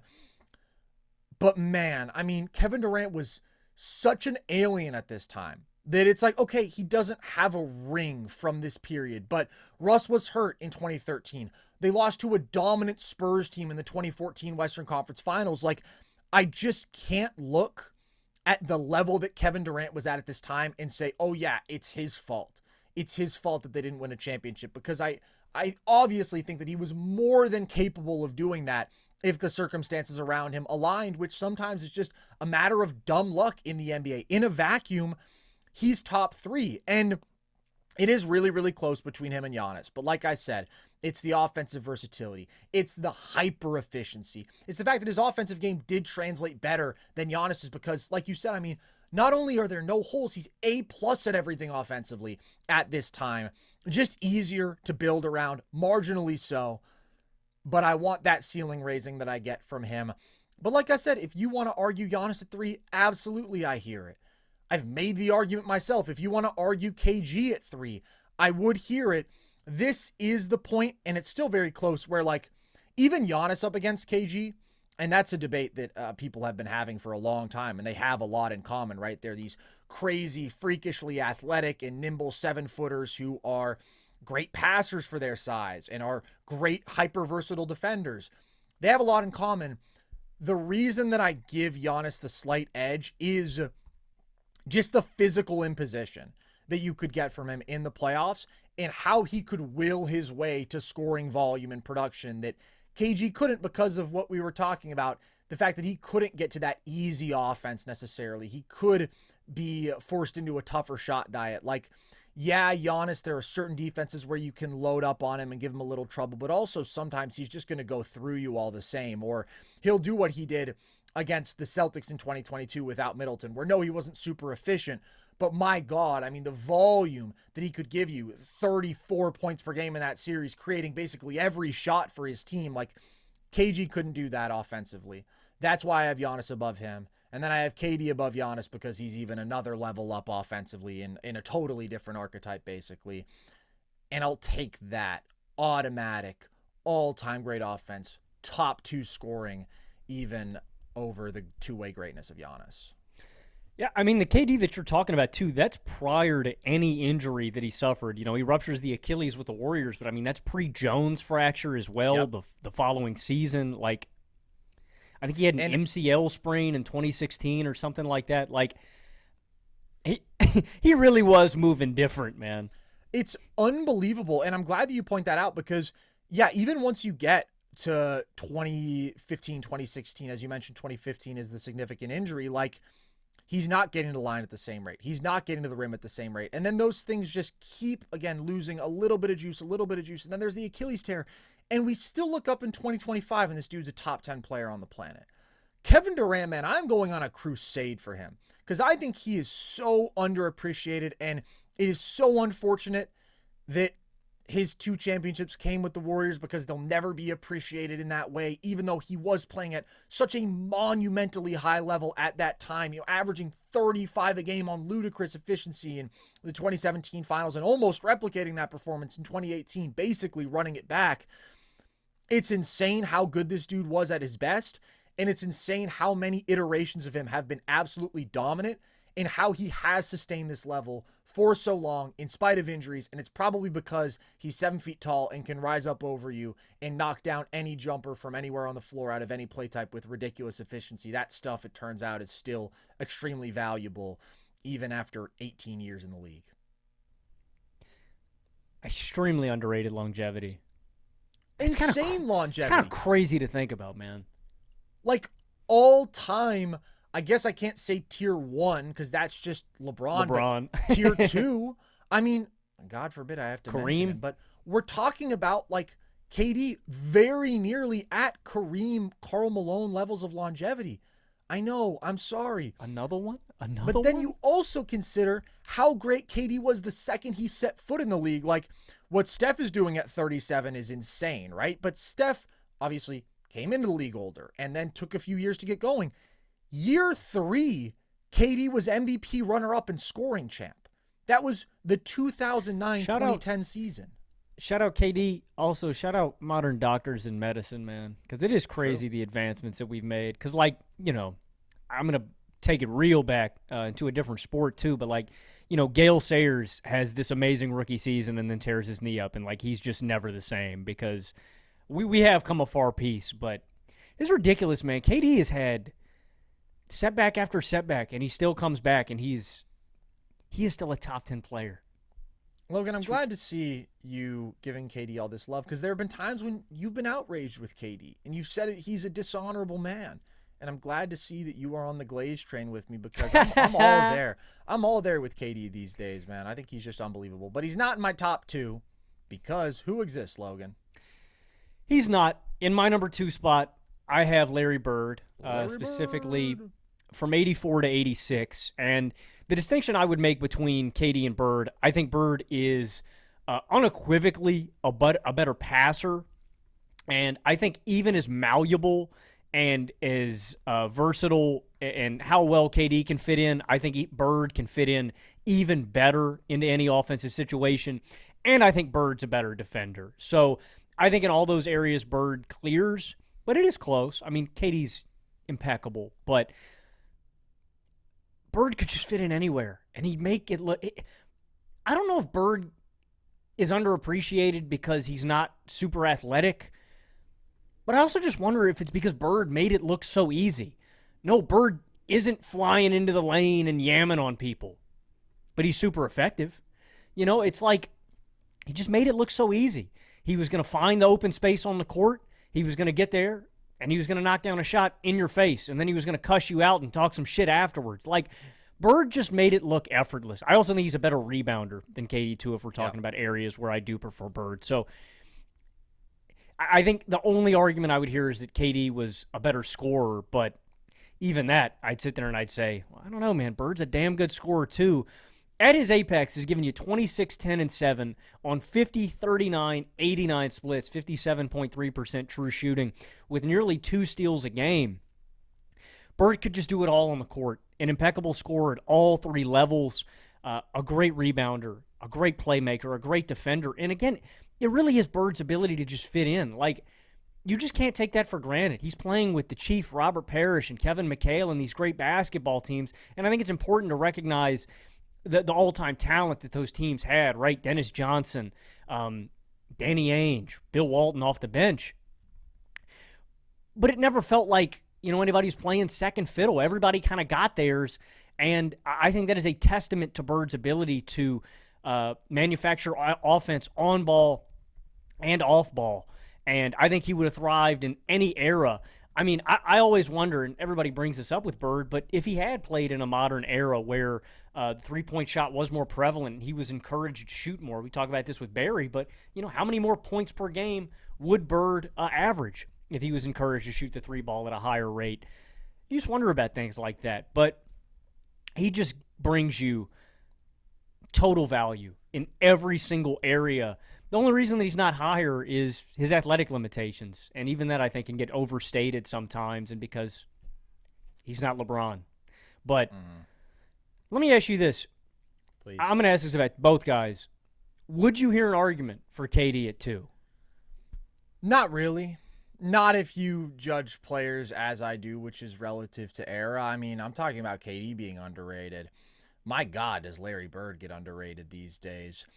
And the difference that really is significant to me is the passing. Because although I think that KD is a solid passer, Larry Bird is probably a top 5 passer we've ever seen, as a lock for being in the top 10. And it's not just that.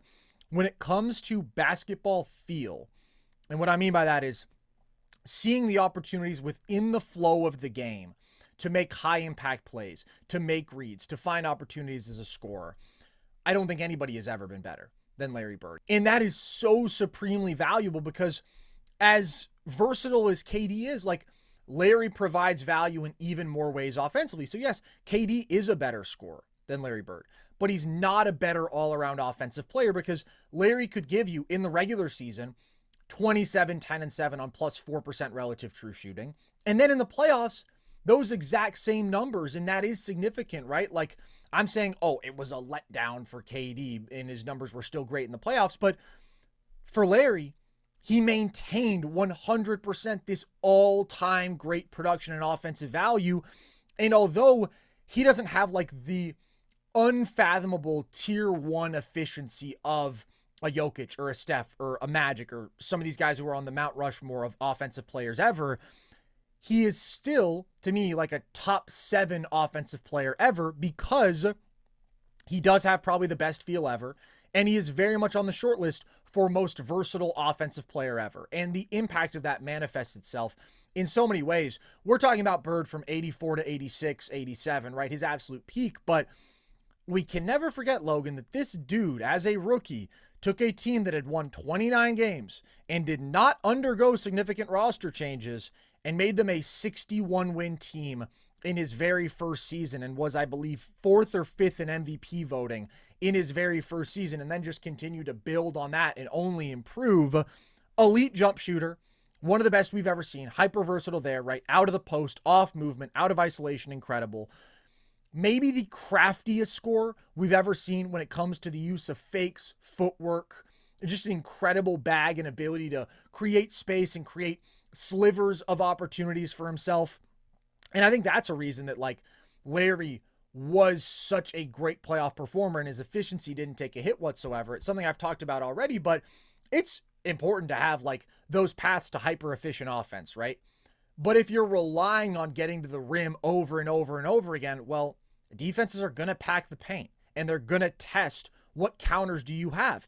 If you are reliant on exclusively the 3-ball over and over and over again, okay, that's good. That's an efficient shot until you're James Harden and all of a sudden it's repetitive and your legs are wearing down and now you're shooting 30% from deep. And like the thing with Larry is the shots that he was getting to in the regular season were the same shots he'd get to in the playoffs and nobody could take them away. And he was amazing at those shots. So just supreme scoring value there. And then incredible off-ball player, off-ball mover. I mean, the Celtics offense of that time is so fun to watch, like the epitome of the beautiful game. But Larry's ability to cut with proper timing, to play coming off of screens, all this stuff, really, really great. Off-ball screens, so important to offense at that time, and Larry was one of the masters of all time at thriving in that situation. And then as a passer, we've never seen a better touch passer than Larry Bird. We've seen very few better transition passers, and he could do it in every way. I mean, he was absurdly deceptive and creative, and he could run pick and roll for you. He was a legitimate post hub and was phenomenal there. He could dominate at the 3, playing more from the perimeter. He could dominate at the 4, playing more out of the post and inside. Like, there was just a ridiculous flexibility and effectiveness to his offensive game that is one of a kind in NBA history. We've never seen somebody who plays just like Larry Bird. And as you mentioned, I mean, he was a clear plus defender. And I think that can get underrated too. People look at the kind of goofy white guy with the crazy haircut, but 2 steals and a block while being an elite rebounder in this time period, super disruptive in passing lanes, big ass body, brought some secondary rim protection because athletically, I mean, not that he ever had a ton to work with, but he hadn't lost it yet at this point. He hadn't had the back trouble. And then he's just always in the right spots. I mean, just a super high IQ defensive player. Now, Larry made a couple all defense teams. Do I think that he deserved 3 all defense nods? Maybe not quite. But I don't think it's egregious. Like, he was a clear plus defensively in a way that Kevin Durant 2013, 2014 was not. So, yeah, I mean, just like to be the perfect sort of offensive building block who is going to thrive anywhere and make any situation and any player better, to be so versatile in your offensive impact, and then be an impactful defender and be one of the best rebounding forwards. Like, in terms of a small forward, if that's how we're classifying Larry, which we are, he played both the 3 and the 4. I mean, outside of Elgin Baylor, have we ever seen anybody better than Larry Bird? This guy was routinely a walking double-double. Just incredible. Just an incredible all-around basketball player, and I hope that we can fully respect him and that people don't hit him with the era bias, era attacks, because it's ridiculous, man. Automatic 27, 10, and 7 on 50, 40, 90 splits with plus defense. His teams won 74% of their games with him in his career. That dropped to, I think, like 52% without him. That's a huge difference. Incredible, incredible ceiling raiser. And a guy who overnight completely changed the trajectory of a franchise from bottom of the barrel to we are going to basically run this league for the next decade. I feel like Larry had to give opponents like always this impending sense of like doom.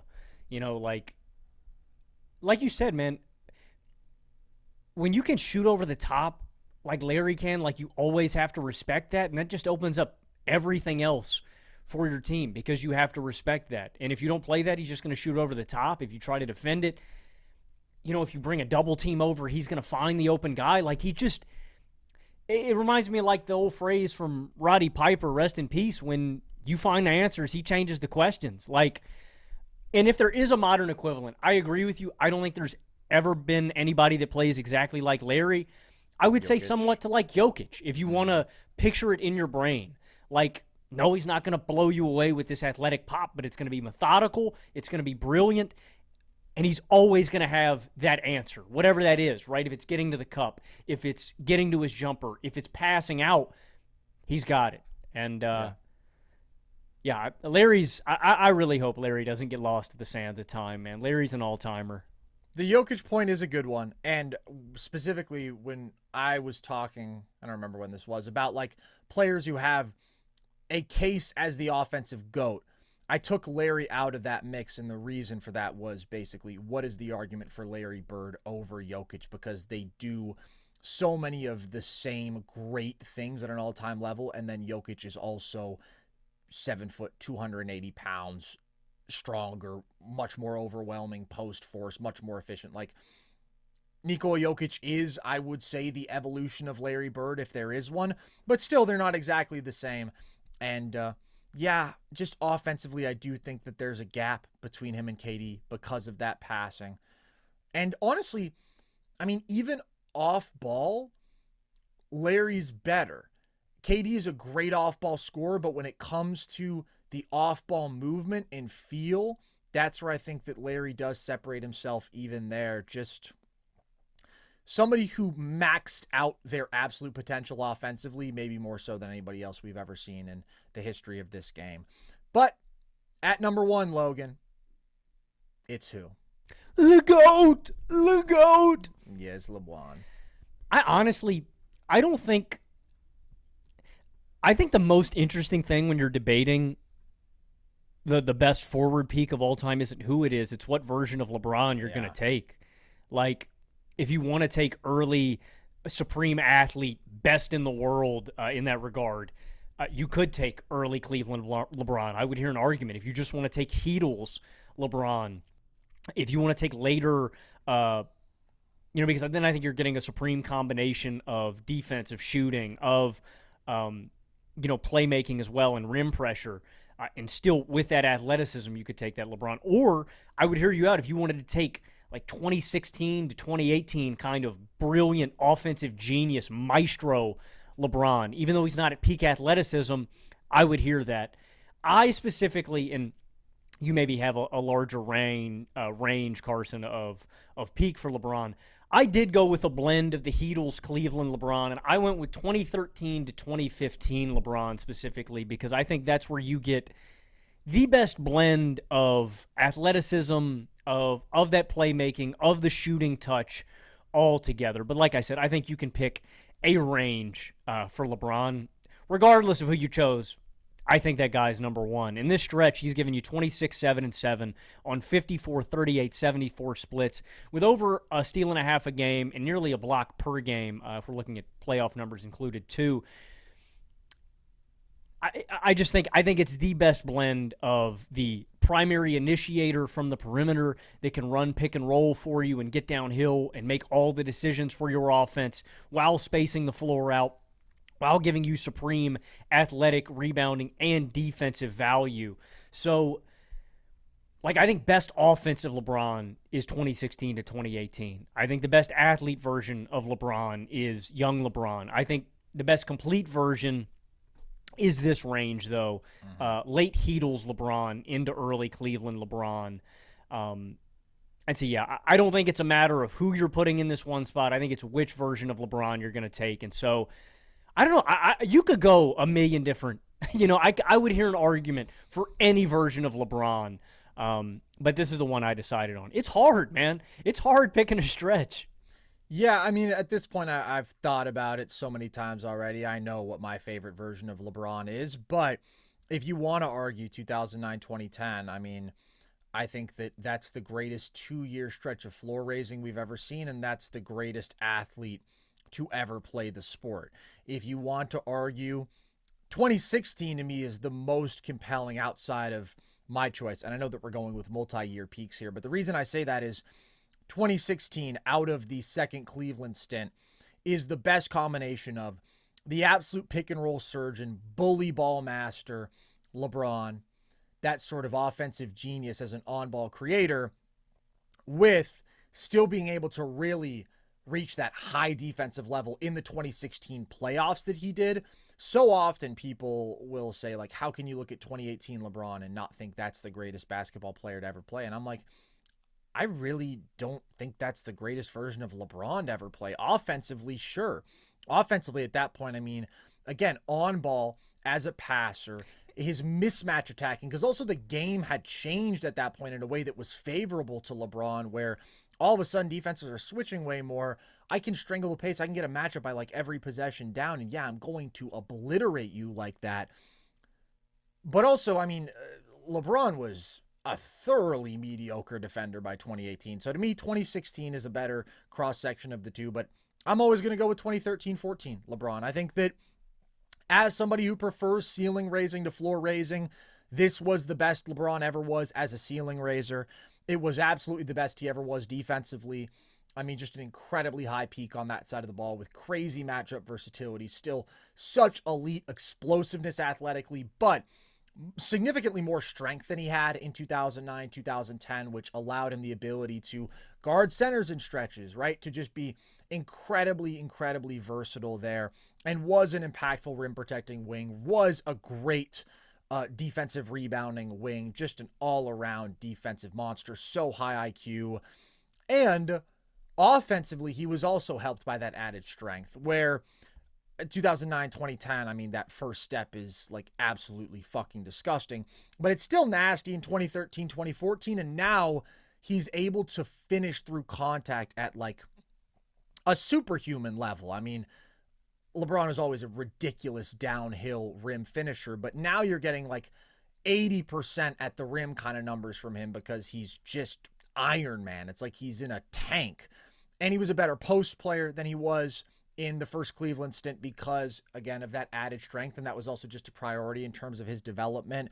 I think this is the best he ever was off ball, as a cutter for sure. As a three-point shooter, I think that LeBron has peaked in these last couple years, but if you're comparing like the different versions of LeBron when you could argue he was at his peak as an overall player, then these two seasons are when he shot the three the best, and he was up north of 39%. Very effective there. It was his career best efficiency too. I mean, 64.5% true shooting in the regular season, which at this time, that's plus 10% relative true shooting. I think maybe even plus 11. This to me was just the most versatile, all-around dominant LeBron. Hyper efficiency, peak defensive impact, not peak athleticism in terms of downright explosiveness, but just like in terms of the all-around body and physical presence of LeBron, this is still probably, for me, even slightly preferable to 2009, 2010 because of that added strength element. And so I go with this version.